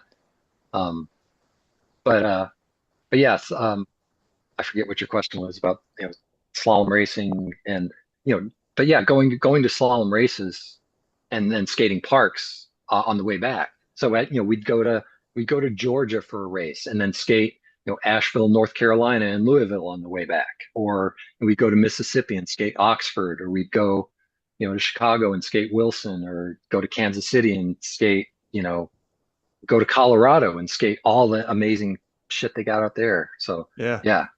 So that's kind of kept you on the road, hitting up all the parks that are being built throughout the Oh yeah. country or the world for that Yeah, matter. Have you been able absolutely. to get out internationally for Yeah, slalom? twice. Yeah. 2006, they had the Worlds in Brixlage, Austria, Oh, which is wow. where the original Cradle skate park was. The half pipe that ends in a capsule. Really? Yeah. Yeah. Huh. Um, and they had a park slalom race there after as part of the Worlds. So yeah, so Brixlage, Austria. So I went to Munich, Germany, and then drove on the Autobahn and to Brixlage, and then went to Innsbruck and the Olympic ski jump hill and stuff like that. Um, Actually, I got a quick story about Brixlage that was so funny. So I fly to Munich. I rent this car. It's a diesel, station wagon of some sort. It's not like it's not a Ferrari, right? It's a diesel. It's not gonna, but it's a decent sized car. And I took it up to 100. I wanted to just get over 100 miles an hour on the Autobahn, just to say I did it. Anyway, but there was these two younger guys from Boston, Carl and Brian, that were also going there. Carl's dad is German, so he was over there, and Brian came over. So I picked them up at Munich, and we drive from Munich to Brixlage, a couple hours away. And we get into town, and we know that we're supposed to meet up at the skate park with everybody else that was at the slalom race, but we don't know where the skate park is because this is pre-iPhone, pre-online maps and everything. So you had to know where you were going. And we didn't know where we were going. Well, I speak a little German. I had 2 years in high school, and Carl speaks better German, thankfully. And so we go into Brixlage, which is just this, small mountain town on the River Inn, I think, INN, and it's beautiful downtown. And we knew that the skate park was somewhere downtown, but we didn't know where, or we knew it was in there. So we end up going up into the mountains a little bit, just out of town. The road, it quickly turns into just mountain road with nothing around it. And we're like, I don't think it's up here. And then we see this old man walking along the road, and we're like, hey, maybe he knows where it is, because like we couldn't find any people for some reason. So we stop this guy, and Carl starts speaking German to him, like blah, blah, blah, blah, blah. And the guy, speaks back, and Carl comes back, and we're like, what did he say? Does he know where the skate park is? And Carl goes, yeah, well, here's what he said. He said, skate park? Yeah, um, here's what you do. Turn around, go back into town, and ask someone else. Awesome. It's just the greatest little story. Ask someone else. Yeah, yeah. And then 2009, I went to Switzerland. Flew to Germany again, and drove down to Switzerland with a bunch of German skaters and a guy from Colorado. And the slalom race was in a tunnel Oh, wow. just outside of Zurich. There was already a tunnel going through the mountain, but it had two-way traffic. And since that time, they had done another tunnel through the mountain so that now, once it was open, one whole tunnel would be only one way and the other would be going the other way. And they had like the Red Bull Formula One cars there, like zipping around, and like a big carnival and stuff. But inside the tunnel, they had the slalom race. That was really cool. Wow. So, Yeah, sounds yeah. cool. And they So, shut that whole thing down for you guys to race? yeah. That's Well, it incredible. hadn't been open yet. It Wow. wasn't open yet. Oh, It so was just fresh, about to open. super smooth Right. pavement, the whole thing. Yeah. Yeah. So it Wow. was like the grand opening celebration for the tunnel was this whole festival. Huh. Yeah. And, yeah. That's Oh, incredible. and Little then, Red Bull money helps. yeah, Red Bull, they definitely yeah, they had something to do with it for sure. Yeah, yeah. But, and then 2022, I got to go to Argentina. So Hell yeah, man. that was the first World Skate Games, slalom World Championships in Argentina. And then this last year, I was qualified to go to Italy, in Chieti, Italy, which is like the east side of the country. Um, but it was going to happen in like early September. And with my job at SLU, School starting, I would imagine. school starting, and I supervised student workers, and we had a lot of training to do. And it was impossible. And it was a lot of money. And I was just going to get my ass handed to me. Like I would go and get like two qualifying runs and I'd be done, Mm. So, Yeah. um, still, it would have been a fun trip. I know I would have had a great time. I just couldn't justify it, so I didn't Yeah. go. Is there anything on the radar for 2025? Any races coming up internationally, locally, somewhere in the States Mhm. that you're aware of? Yeah, oh yeah, there's pretty much every year the same races keep happening. So like ever since like 2006, every single year I've gone down to Texas for this event they call the Sizzler. So I'm probably going to go to that in March. Um, After that, I'm not sure. I mean, there's definitely ones going on, but um, there's one in Chicago that like so we always did the St. Louis slalom race on Memorial Day weekend. The guy in Chicago or in uh God, what's his name? Wakanda, Illinois. Hmm. Um, he does his now on Memorial Day because we're not doing ours anymore. Oh, wow. So I'll probably, that's easy to drive, and then Yeah. I can, I can skate. I can go over to Rockford to visit a buddy, or go up to Madison or Milwaukee or something, skate some parks there. Um, Turf. and Turf will be open by then. oh yeah, the turf, yeah, Yeah. yeah. So I got to skate. I got to skate it once in 1983 when it was called Surf and Turf still, and see some of the legendary guys that were there at that time, the first generation. And then I got to skate it in 88 or so with Mike Brady and Pasta um, when it was the turf. And so, yeah, it'll be great to go back up there. Heck yeah. But yeah, other races, I would like to do like, so I may go to other slalom races, but like flying to a race, it ends up being 700, $800 by the time you're done, with the Easily. flight Oh and the my God, yeah. hotel and rental car and all that. So I'm trying to see if, maybe I should be buying a house. I'm 20 years too late already, but I might not be wanting to spend so much on travel.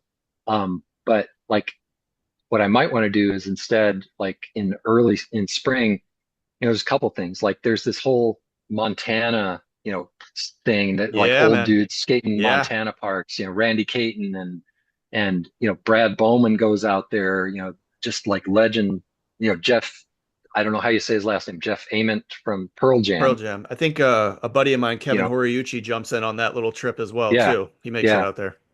I think that would be fun. And then in Albuquerque, they do this thing called Ditch Slap that Yeah, that is looks really fun. three Yep. days of skating all the amazing ditches. Seems I've like skated out there one time, but Glenn this would and be fun. Kevin Stallings go all the Yep. time, it seems like. Yeah, Yeah, yeah, looks really yeah, fun.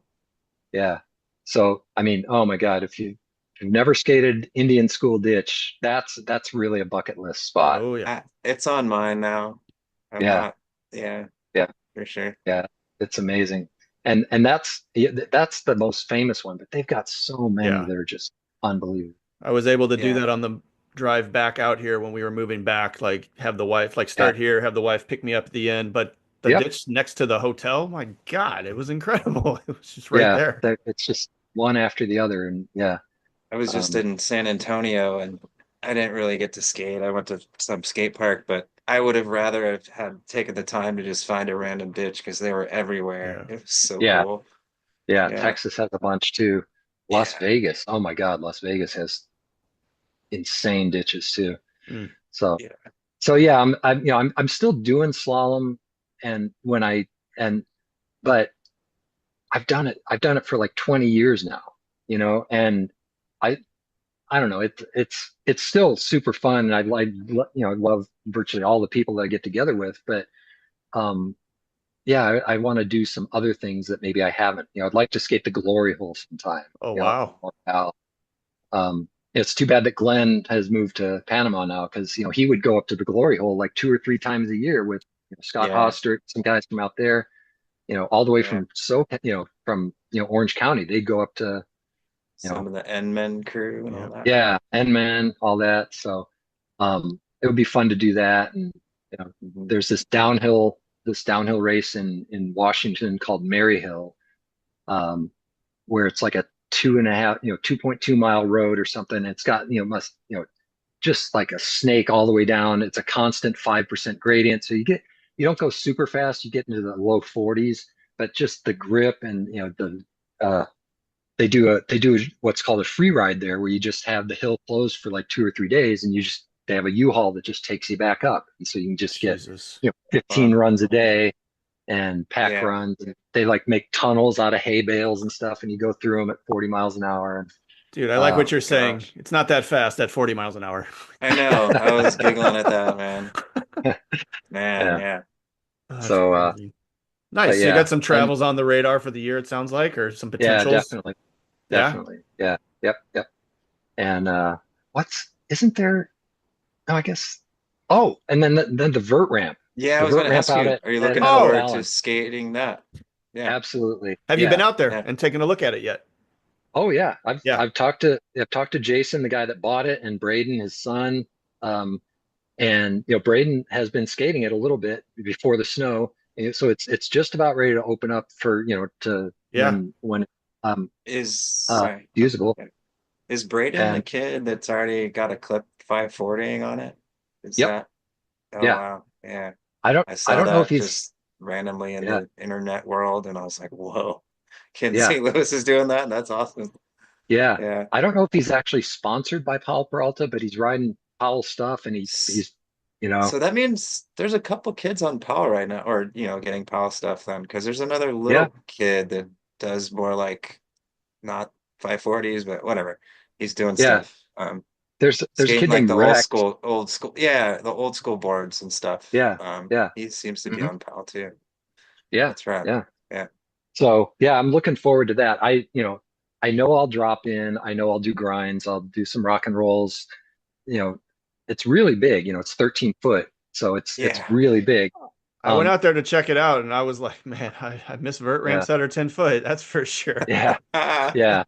So it'll be, it'll have to be awkward for a while, but It's a good way to it look would at be, it. Be awkward for a it, while. Yep. yeah, it'll be really fun. I would like to think that I could relearn doing some airs. I'd like to learn some backside airs, do some lean airs again. Um, and the one thing that I don't know that I'll be able to do is go off the roll-in, because the roll-ins are like It looks 15. frightening. It's like another 5 foot higher it's than yeah, so it's about 18 feet, give or Yeah, take. that And won't be my ideal. making the roll-in, I think, I'd like to think I can do that, but it's like, what do you do on the next Yeah, wall? you're gonna have to blast an air. That's the lean to tail at Because wall. right, because either you do an air, or you huck an air and Yeah. bail it, or you jump out onto the platform. But even then, you're dropping down from 5 feet down. And I don't jump off 5 foot things Dude, anymore. I'm So gonna be at the Red Robin across the way having a Whiskey River barbecue burger. yeah, yeah, Is your yeah. understanding, are they gonna build something to cover it? I know that's the big question. I don't know. Okay, I think they would like to. sure. Yeah. And that's up to, I think it's up to, so Jason Hudnall bought the ramp for, brought it from Houston. Yep. And I guess Houston wasn't where it was originally set up.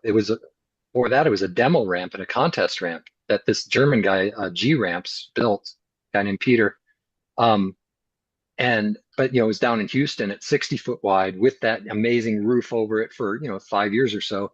But then with the hurricane or whatever they had down there, it damaged the roof beyond repair, and he couldn't get it paid for insurance wise. So it was kind of like, well, maybe it's run its course. So Jason bought it and brought it up here. It's 50 feet wide up here. They weren't able to use all the parts because some of it got damaged when they were taking it apart or in transit. But yeah, I think he donated the ramp to St. Charles County, Mhm. so to Yap or Connecticut or whatever. So I think they own it. They built the slab, the concrete slab that it's on.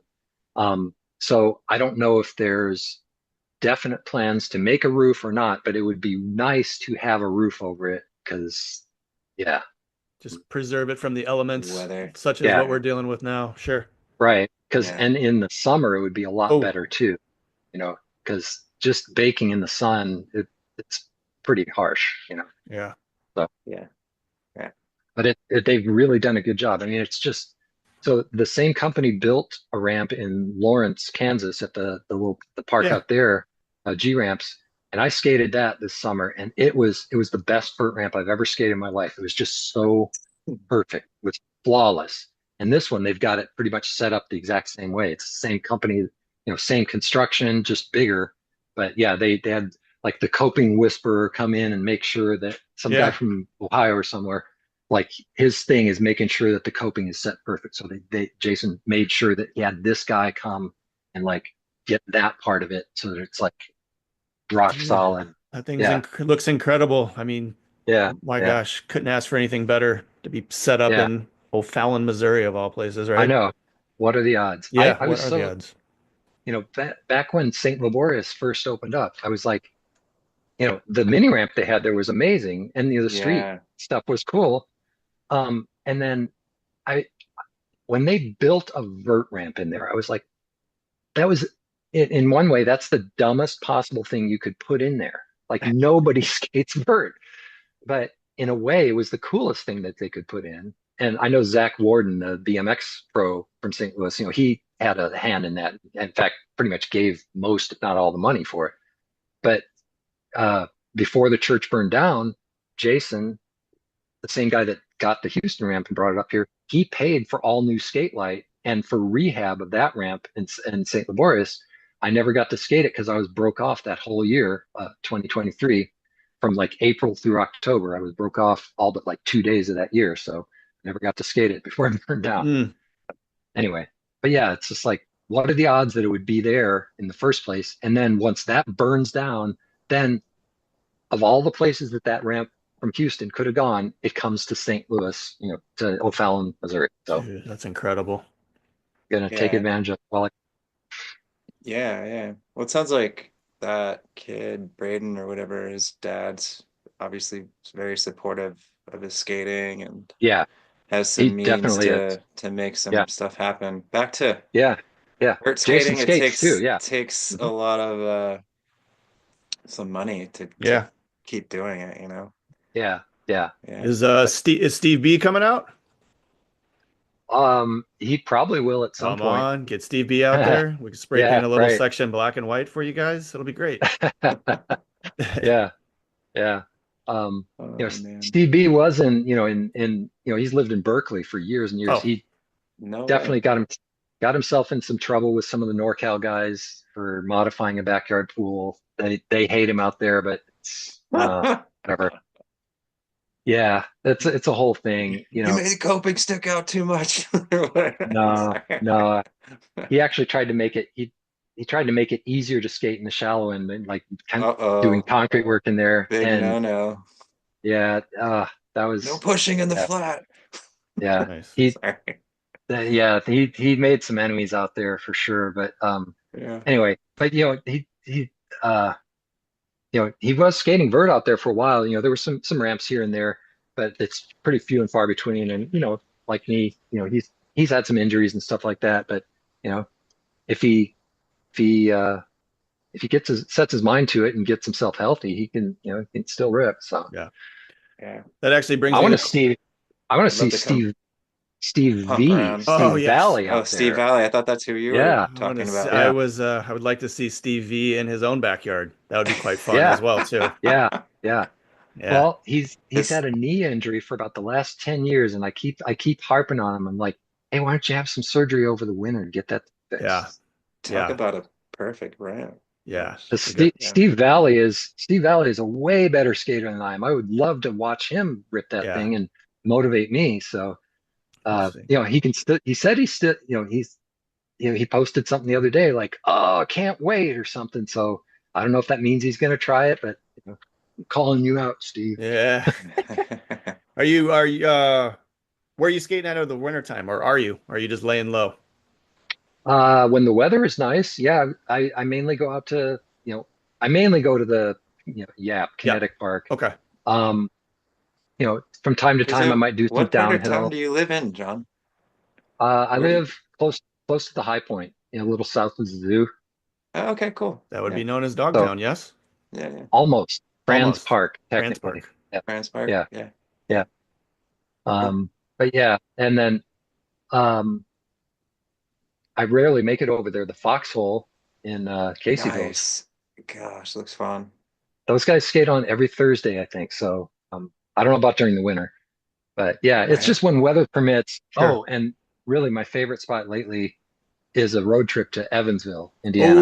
Oh, Ah, that park is fun. went It's so much there fun. during early spring, and my goodness, that is worth the 2.5 hour, 3 hour Yeah, drive. It's incredible. yeah, yeah. Have to Yep. do It's that, man. so nice. The whole park. I mean, I like the pool. Yep. You know, the Pool in the back float. there.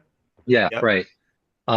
But the rest of it is so much fun too. Yeah. Um, whole bunch of terrain. It's such a beautiful setting. It's right along the river. Yeah.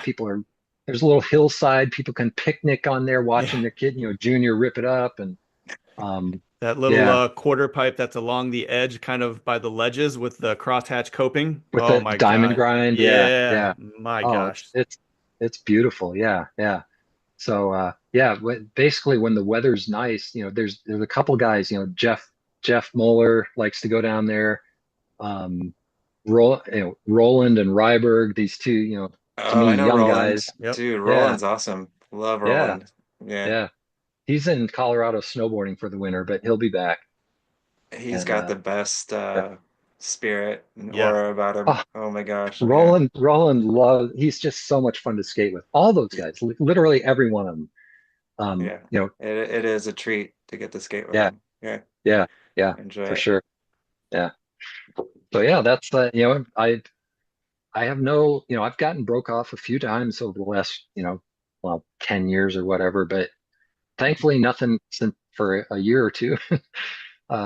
But yeah, it's like, and people at work are, like when I broke my jaw, the summer 23, people were like, well, you're not gonna keep doing that, are you? And it's like, oh, Kind of a little yeah, too far into this just to stop now, yeah, right? Yeah. yeah, right. Yeah. Like if I don't like being hurt and it does suck, every now and then I'll think about it. It's like, but then, I think Lance Mountain, I probably don't have the words exactly right, but he's like, you know, just skateboarding doesn't make you a skateboarder. Not being able to stop skateboarding is what makes you, skateboarder, Yep. So, Yeah. uh, Here you are. You said you're 60. You're ready to yeah, try some lean airs on a yeah, 2 feet of vert. I'm loving it. yeah, I love it. Ooh, yeah. I like it. Yeah. Got to get in shape. Got to get in a little bit better shape. Yeah. Nice. I'd love to pump around with both you guys out there, just to fart Oh, for around. sure.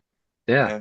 Coming that You way. know, who could be the best vert skater? I've told him this too, but he doesn't, uh, I'm gonna mangle his last name. Jeremy Fengsavasthi. Or Oh yeah, yeah, yeah, yeah. I can't say his name either. Like yeah, yeah. Persian last Um, name or something. yeah, yeah. Oh, that guy, I watched him at St. Laborious and He's he's such a natural. dude. God. You I mean, he's know, a ripper no matter what, but like Queens on that, Highway, yeah, Adelaide, the yeah, 666 deal, yeah, just rifling off tricks in that mm, pocket that just yeah, frighten the shit out of me. Like I can barely yeah, scratch grind that thing. yeah, And he's just getting in there, nose picking it first try. I'm like, what the fuck, man? Wow. Like, yeah. good, good. Like, And then he can skate a handrail too. yeah. It's cool. Oh, Yeah, absolutely. Yeah. yeah. Like, when you've been skating as long as I have, you can tell when somebody's just got, there's people that are good and there's people Hmm. that are really good. And then there's people that are just like, just like right away without even trying, they're just so on it. And Hmm. on vert, that guy is like that, like, he could be as good as he wanted to be. Uh, Wow. Yeah, of course, yeah, there's guys like Avian. You guys know Avian Duke? yeah, yeah. Nope. Oh man, I mean, I don't he's know him, but really I've seen his yeah, skating for sure. you know, he actually Um, has lots of vert experience, from the church. And I mean, he was just a mhm. great skater anyway. He's from Belleville area. But yeah, but yeah, Avian, Jeremy, and then these young guys like Rex and Braden, and who knows?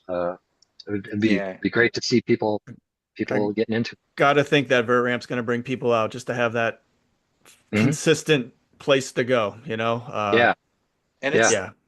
I'm not trying to bag on the church one. It was more of a BMX ramp, right? Like there was something about it because I remember hearing from even pros that Yeah, like something wasn't going good for him, Like yeah. Well, won't name names, but yeah, it yeah wasn't they. perfectly built. Mhm.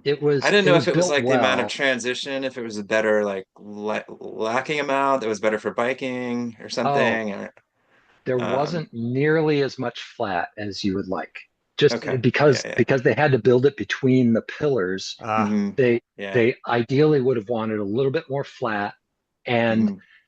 even though they did a pretty darn good job of building it, like in certain places, at least for skating, the coping wasn't set perfectly. It would stick out a little too much and maybe not enough in another spot. And but from what I'm told, they actually fixed that all up when they When they did the put the new skate skate light. light on. Yeah. Yeah. But the other thing was the initial coat of masonite on it was eighth inch masonite, which is just barely thick enough for the screw head to be countersunk into. And if you're not careful, you pop through it. oh wow. Oof. And Yeah. so A lot of stuff was popping out. the screw heads were not below the surface or totally flush. They were some cases they would just be tiny bit above the surface. And so you'd get a zipper sound as you'd skate it sometimes. You're rolling over it. And even though it's not a lot, it slowed it down. So yeah, it was Yeah. it was a fun vert ramp, but it wasn't like up to the quality that people are kind of used to Sure. nowadays. Yeah. Yeah. Yeah. So the O'Fallon one will definitely be Good. 100% Session. Yeah. Yeah. legit. Yeah. Yeah. That's Yep. awesome. Well, Matt, got anything else on the radar to talk to JBH about? Um, Tomorrow when I'm thinking about everything we covered, I'll be like, damn it, why didn't Yeah. we talk Yeah. about this? Yeah. I'm sure there's other things too. I mean, but Hmm. damn,